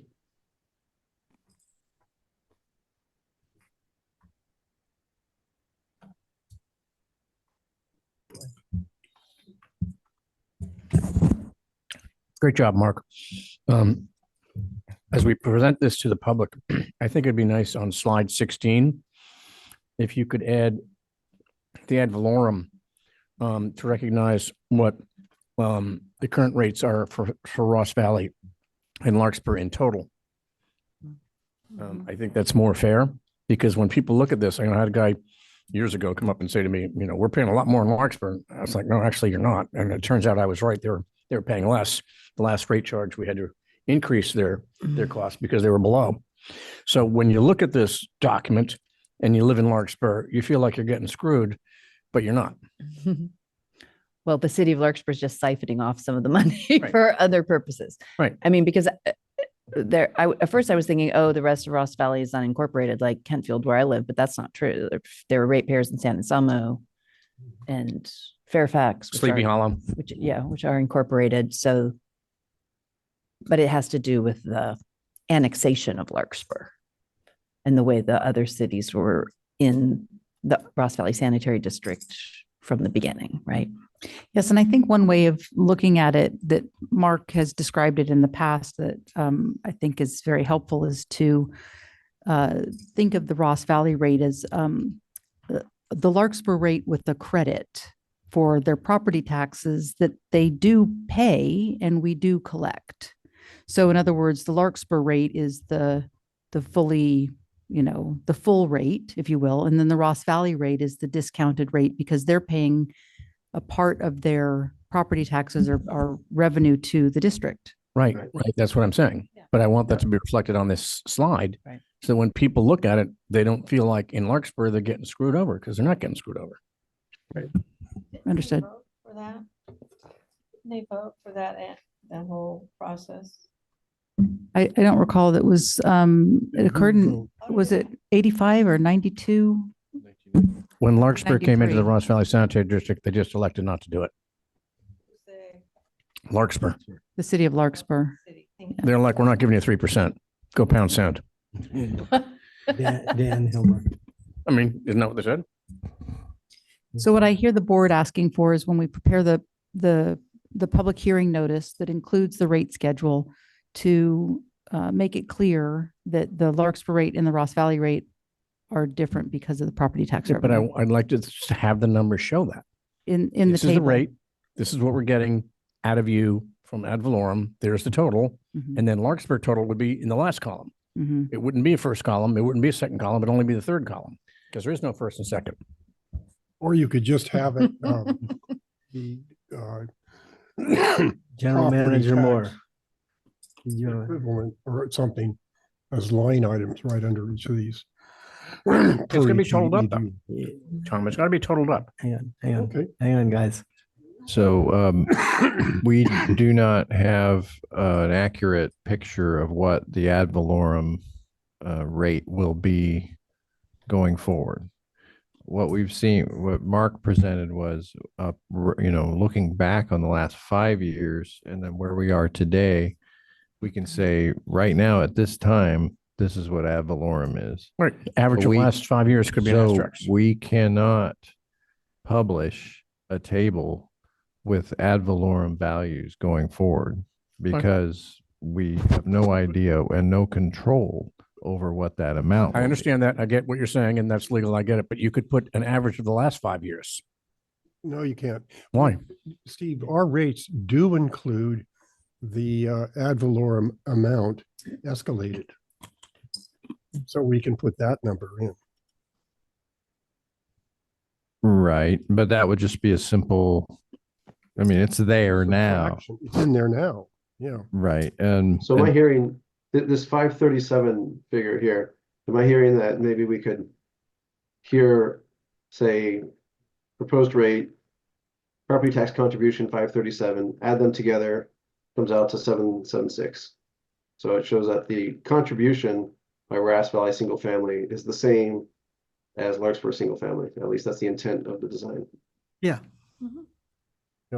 So if you go to proposed year 2 and subtract Larkspur single family from Ross Valley, you'll get a more than 537.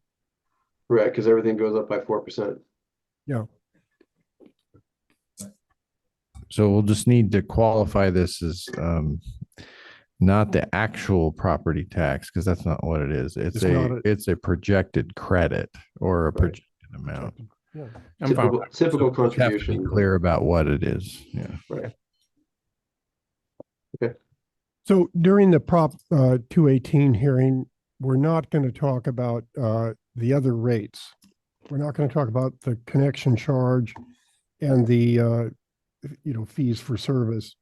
I think we could just mention that we have also adjusted or recommending, that's it, right? There will be a staff report and a proposed ordinance update for those other fees at the same meeting. They'll be separate items, but Okay. they will be on the same agenda. Okay, That's right. And they're not subject to Prop 218. that's right.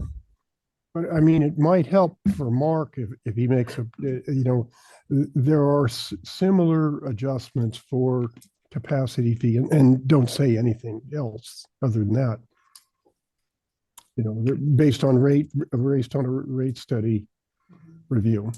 I think that helps because, sometimes people think, gee, I'm upping the service charge, but what about all those other things you charge for? And are we subsidizing them? It's just good to say it. So you're suggesting that in the Prop 218 notice as well? Yeah, we've also making some, fair adjustments to capacity fees and fees for actual service. Very good. Well, the Prop 218 notice is a legal requirement. So it's less of a PR piece. But anyway, when in our communication with the public in general, I could see that making sense. Yeah, I appreciate both. the discussion and thinking it through a little. If you do a public notice of proposed sewer rates that costs us, over $10,000 to mail out to every single customer, it's a significant effort. I think we want to really be careful about what we put in there and if it creates confusion. Right. If you talk about capacity charges and permit fees in the public notice, but you don't explain what they are, we may get a lot of questions. All right. We don't want to have any more confusion. And But I so- agree. I mean, maybe we want to have an explainer, like just even this conversation about the ad valorem, right? I for as many years as I've been on this board, I have to go through it in my head myself. And so like an explainer fact sheet of here's the cost I'm thinking of it as here's the cost to provide service to a residential customer in Ross Valley. And here's the fees That's how we get it. here's how we get the money. And in Larkspur, it's different. And here's why. And we do have that. Right. In 2019, we prepared an FAQ sheet.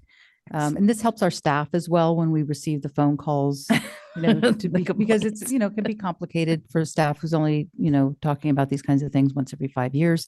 It's also, we were just discussing with staff the other day, so many more people go to the website for information as opposed to, many years ago, it was much more common to call. And now we're seeing more traffic on the website and fewer phone calls, but we'll still get phone calls, but I think it's important to be prepared for both.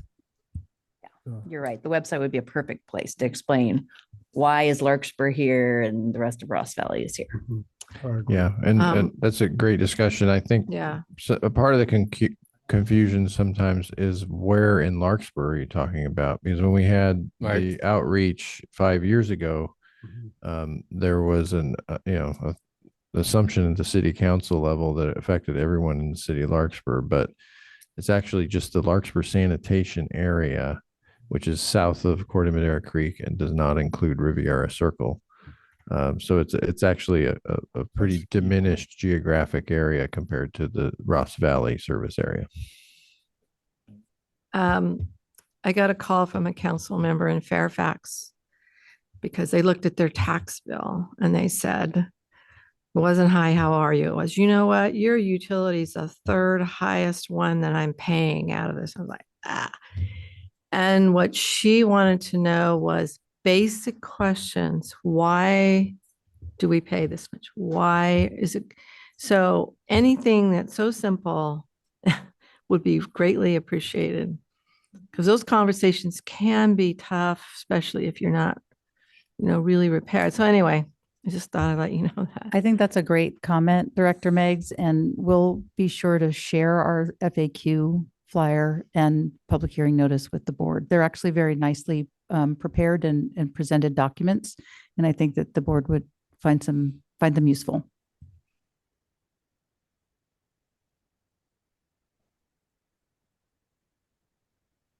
No. Looks I- great. I Thank have- you. Thank you, Mark, pushing through your Great. fever and incredibly easy to understand. I would like Great. to make some comments after we vote on this, okay? After? After. Sure.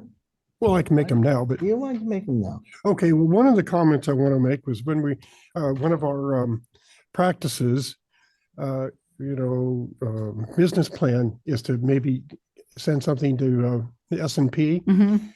And when we approve rates, whatever they are, I would like you to go to Schedule 4 and put, it says forecast for the 5 years and put actual on those, or adopted. And then send them that sheet with our coverage ratios, debt coverage. Excellent suggestion. That's one idea. The other one that I wanted to draw the board's attention to is on page 155 of our packet.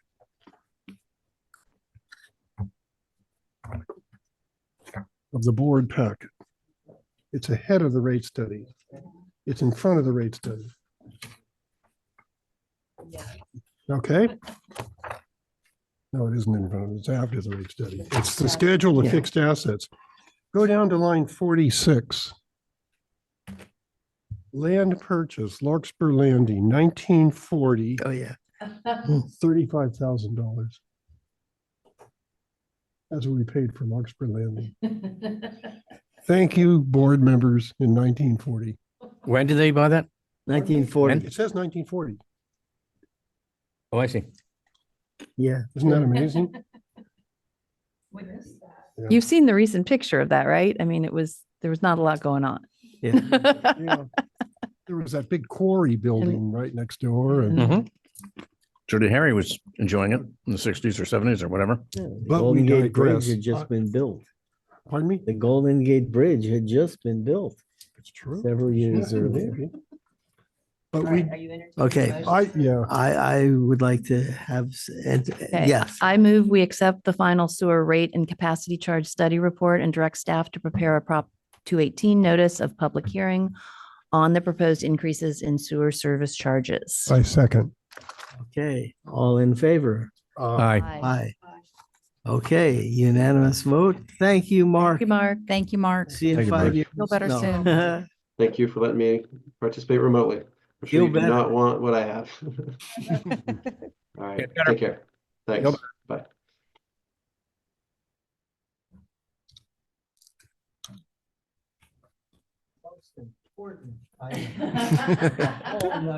By far. Please stand and bow before us.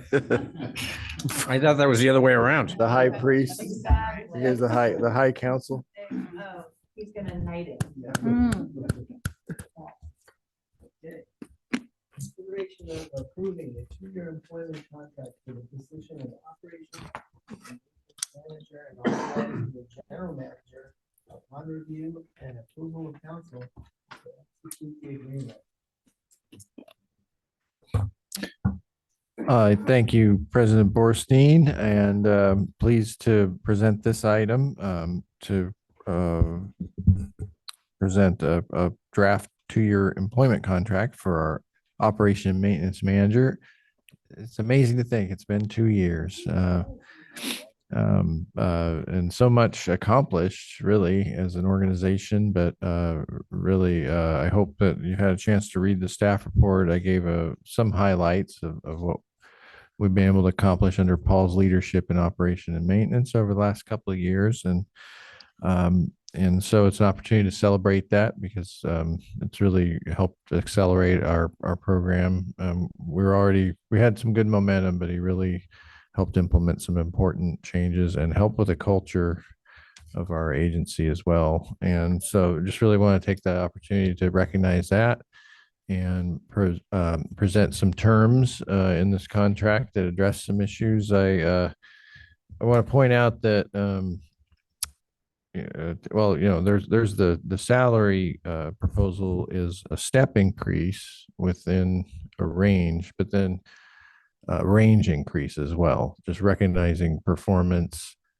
So each range increase is a 2.5% increase for a relative step, and then each step increase is 5%. So it rounds up to about 7.7%.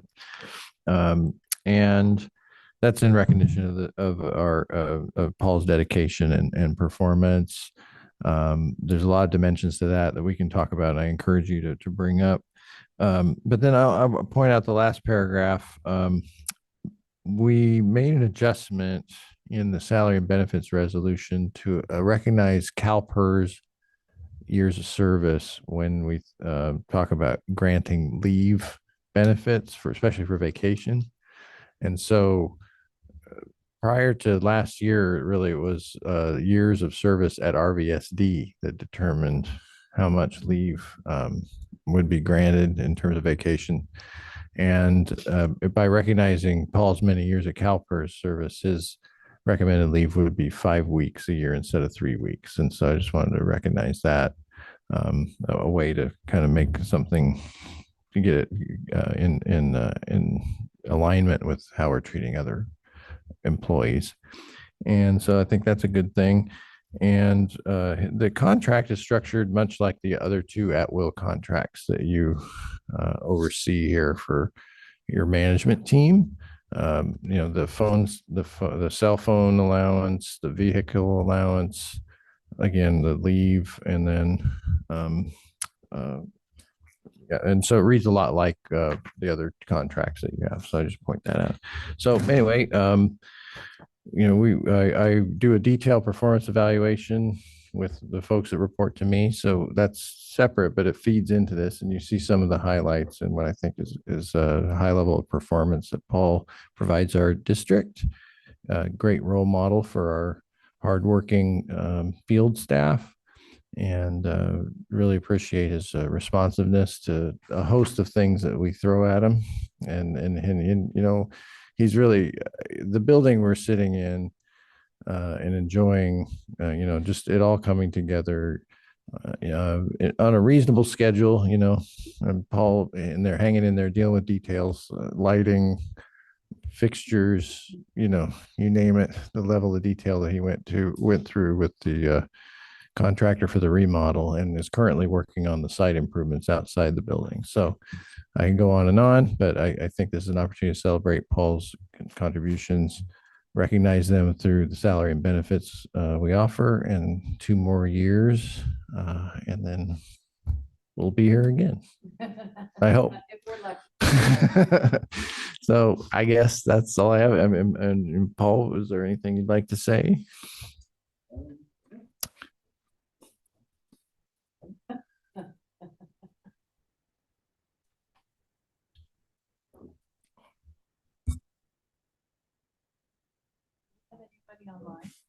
No. Okay. But we still need to record the audio.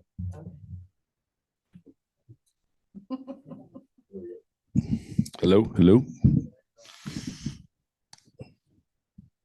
Yeah. Good evening, everybody. Thank you. I really do appreciate my time here. It's been a whirlwind. I can't believe it's been 2 years. It's been really good moving over here. I can't say enough about the staff and your guys' support, and a lot of the changes I've been trying to work and implement. I've had nothing but support from everybody here, and I really appreciate the working environment, and I really enjoying it here, and look forward to 2 more years. Thank you.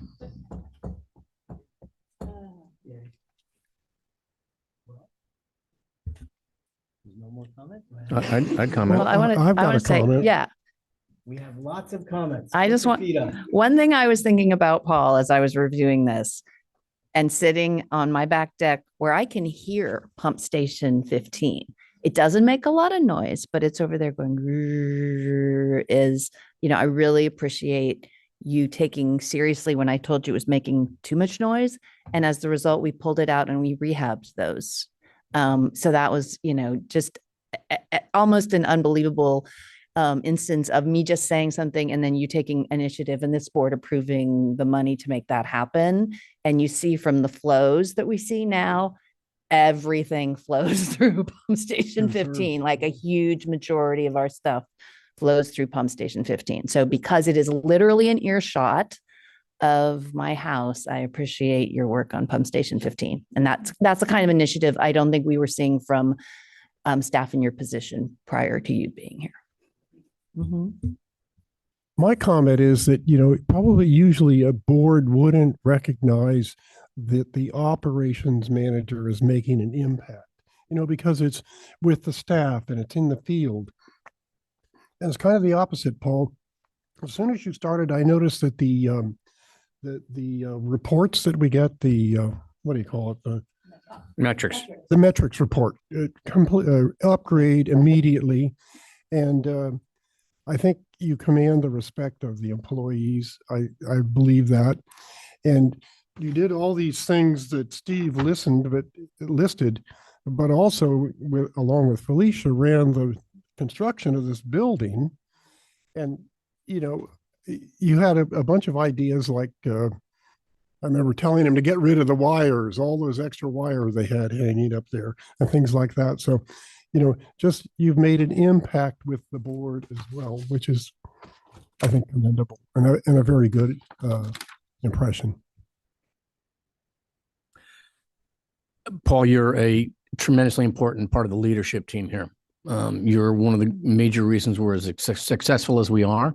You make the board look good. You make the general manager and the assistant manager look good. You make the people that are working below you look good. And so I'm really glad you're here. I hope you'll stay for a long time.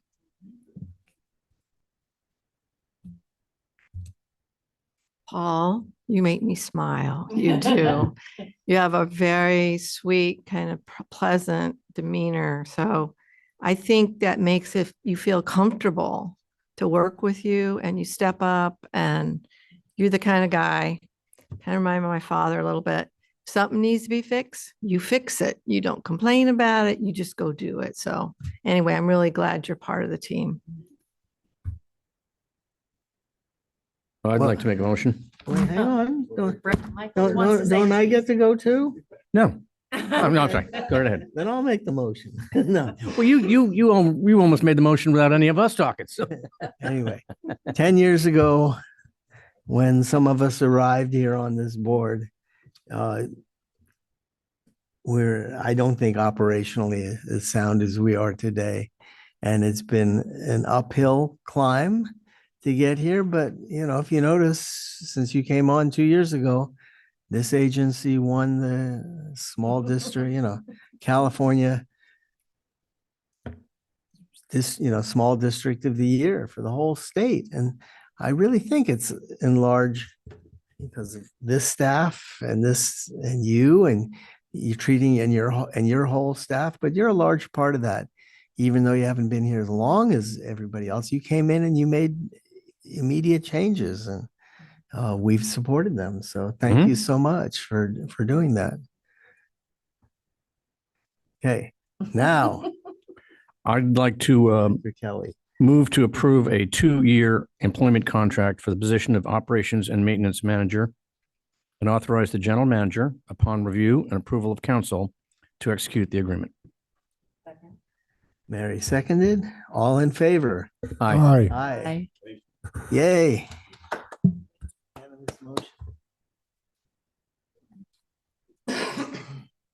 Okay, performance metrics monthly report. Back to work. Exactly. Yeah. Here they are. Now stand up and tell. Right. Yeah, I'll just let the man of the hour kind of stay on the floor here. What are some highlights for this year from the leap year month of February? Thank you, board and staff, for taking time to listen to me rant about some of our highlights for the month. One of the major tasks that we've been working on since the state ordered the updated SCRP spill emergency response plans, which included updating our spill packets when we got here. It also included our emergency response plans. Our emergency response plans are for the pump stations for bypassing station operation under emergency conditions. And it's for each station. So 19 stations, you know how, like Mary said, how large pump station 15 is. It goes step by step, which controls to hit, where to set up pumps, where to run hoses to. We have aerial maps. So this document alone is about 750 pages for all the pump stations. Took a great deal of time, and one of Noel's legacy projects before he got out of here. I can't thank him enough for all his hard work and institutional knowledge that he helped with before he left. But we crossed the finish line. So it's a major hurdle for us, and look to keep it updated as we go with these newer pump stations. We have 3 more coming. So we're going to really work hard to keep those updated as we go. So it's not such a huge task as every 10 years or every time it's mandated. So I really wanted to highlight that. We're going to upload it onto the employee intranet so that if staff are out in the field at the middle of the night or in the emergency, they can pull up their laptop, go right to online, click on what station they're at, and they'll have it right there in front of them, as well as some hard copies of the stations, just in case. The pump crew, working to continue our competency-based training and SOP development for newer staff. Staff we're working over at the Riviera Circle, pump station 31 through 36, as well as pump station 21. We had set up for a PG&E planned outage. Had the generators out there, had staff. PG&E canceled at the last minute. So we already had the equipment out there. We had staff out there. So we have a newer employee who's getting ready to go on to on-call here coming up in April. So we took it as a competency-based training exercise and had the staff review the SOP, set up the generator, run multiple stations, go station to station, make sure he knows how to operate the equipment, and just make sure he's functional with what we have to do in emergency situations. So double-edged sword. We kind of lost out on a little bit of time, but we used it to benefit. So it really helped, and it really prepared the new staff member to get ready for on-call. Excuse me. Line maintenance crew conducting a system inspection in San Anselmo came across a node. It was right across from 2 Tomahawk Drive. Staff opened the manhole up, and there was nuts and bolts, garden stakes, steel rods in the manhole. And it was just kind of weird and holding paper. So they removed all the debris, cleared the paper out, and just, doing due diligence, knocked on some doors in the neighborhood, trying to figure it out. Come to find out there'd been some kid playing, throwing stuff down the holes in the manhole. So we educated the homeowner about kids throwing stuff down the manhole lid, just to educate them on what could happen if it were to end up plugging up, which it would have. I mean, 6-8-inch steel rods and gardens. It was a bunch of stuff. It was a pretty good one. It was a good catch, because it would have led to a spill eventually. So I'm glad. None of his toys, of course, just dad's toys. Yeah. The repair crew we're working this last month, and they reestablished 29 lost nodes that we had throughout our system. It's been a high priority of mine. We've been working with the info asset and Patrick, who runs the CMMS. All of the nodes that we have kind of lost track of, or people have buried them in their backyard or built stairs over, that we've had a hard time finding. It's a new step for me, is to find these nodes, raise them above grade, and make sure we have constant access for cleaning, repairs, whatever we need to do. So over this last month, they did relocate 29 nodes, raise them up above level. And so, yeah. And I think the numbers, I didn't write them down here, but the beginning of this last couple months, we had started with around 240. We've done, I believe about 73. We're down about 30% on lost nodes right now. So we're really pushing to get that done. And then when we do find them, we're taking fiberglass ground stakes about 4 foot tall, and we drive them into the ground with reflective tape so staff can find them at night with their flashlights and whatnot. And it's just a visual marker in case they get buried again or a landslide, stuff happens. So trying to take measure to make sure we can maintain our assets best possible. And condition assessment, working diligently as they're doing, because they picked up the service calls from line maintenance. So I talked about this last month, and kind of the hit line maintenance was taking by pulling off of what they're doing to respond to calls. CCTV has always got a flushing truck with them, as well as the CCTV, because they flush ahead. And so it was kind of a perfect fit to be able to pull them off and reroute resources without losing productivity on our line cleaning. So in the month of February, they did 9 service calls for a total of 24 staff hours. So 24 staff hours in a week of flushing is, a good 10, 15, 20 lines that were not being maintained in the previous month. So I just wanted to highlight some of that. And some of the complaints I put down here: a noise complaint for rattling pipes, which clearly wasn't us, but we had to see what's going on because you never know. Could have been gurgling from flushing. We had a plumber call for assistance to catch a big root ball that they had cut out of a lateral, which was really nice to hear that they're getting the message to call if they're sending debris into our system, which will hopefully work into our business breakfast when we talk to local plumbers and whatnot, and how the permit process works and what to do to call us if they need assistance. And so those are some of the highlights for the month of February. If you guys have any questions on any of the other items in here, I'd be happy to answer. One of the most impressive pages is page 7 of 21. It's a pump station flow and the amount of gravity going into sewer, into pump station 15. Oh. Where is that, Mary? Station 15? But it's enormous from out there, and there are no pump stations, and that's just, goes down here. Yeah, Goes that down station, there. Slopey ground. Yeah. that station is large. Just to take into consideration, you think pump station 14 is like a medium, larger size. Those pumps are 75 horsepower. The larger pumps at pump station 15 are 400 horsepower. So you can imagine that. And there's 3 of those, plus 2 100 horsepowers that run the day to day. We're doing 72% of the pumping. So it's a good amount of water. It gets moving. Hey, Paul, When they go offline. I know about it. Knock on wood. Paul, I have a project request for you. Yes, sir. Could you do an SOP on how to turn on the microphone? Everybody has a Good. problem with it. Yeah. And post it at that stand. It can be laminated, just like right there. Or put a red button on it. Christina's writing that down. Paul, a couple of things. Yes, sir. The local pipe liner, localized pipe liner, we used to do a lot more of those. Are our pipes better, or are we finding other ways to do it? Or, it seems to me we had somewhere we were doing 70 a month. Yeah. We're not doing as much lining. We're doing more bursting these days.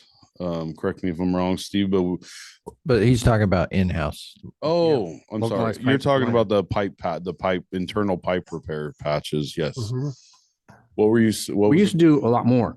Any particular? Well, we're doing a lot of manhole rehabs. We're doing a lot of these lost nodes this month. And we have been really cutting down a lot of the large grade 5s. I don't know if you recall when I first started here, that was one of my big tasks for Manny and the repair crew, was to eliminate large grade 5s out of the system. So they were really pushing the last 2 years. So now we're tapering off on the repair of the grade 5s because we've gotten a Okay. good amount of them.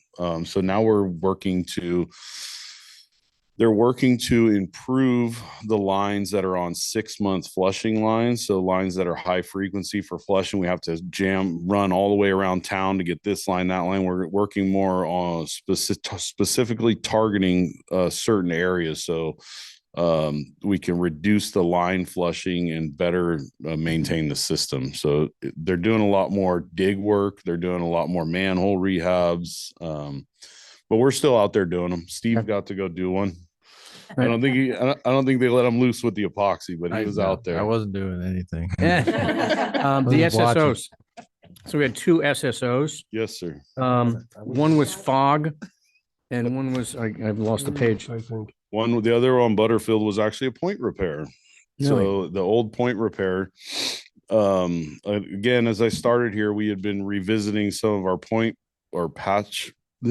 repairs, and we had found that they were cracking along the lines or folding in. Doing some more research, we found a better method, a newer method from the pipe patch company. We are now double folding the fiberglass and adding a little more resin, so it's double thick, and it's got a lot more interior strength to it. Okay. So this was Butterfield was one of the patches that came loose and actually slid down the line, and it was sliding back and forth in that line. So we have fixed that patch, but yes, it's something we're chasing. We're chasing some old bad epoxy that we had installed at one point in some other patches, and that's another improvement CCTV is working on. They're going through and reviewing all the patches through a certain date period to make sure the methodology was correct and the epoxy used was also okay and adhering. So unfortunately, that was one of them. No. What about the fog? The fog, we are working with, we're going to do community outreach, because basically the only thing above this, there's a decent sag in this line. It's kind of underneath a building foundation, so it's kind of a tough fix. So we're looking into possibly a capital repair, but we are also going to start doing some community outreach to the apartments, because, there's a good amount of units there, and I guarantee you they're not always maintaining their plumbing or dumping stuff down the sink possibly. But there's no restaurants on the line. So we're going to do some community outreach and mailers over there. All right. Thank you. Yep. Okay, well, if there's nothing else, April 17th is our next meeting at 5 p.m. at 11:11. And remember, on April the 19th is the North Bay Watershed meeting for the whole day. And so if you're interested in going, please contact somebody on staff. And if anybody wanted to go and perhaps bring a young kid who might be interested in science at some point, there is a very large student discount. So, Well, Michael, I did the smart thing. I had Central Marin pay for my attendance at that event. So I'll see you there, and we're not paying for it. well, yeah, but we got a bunch of tickets over there also, because we're a sponsor. So we're all good. Okay. Meeting. Are we gonna do a photo now? Oh, yeah. Well, let's adjourn the meeting and then take the photo. Okay.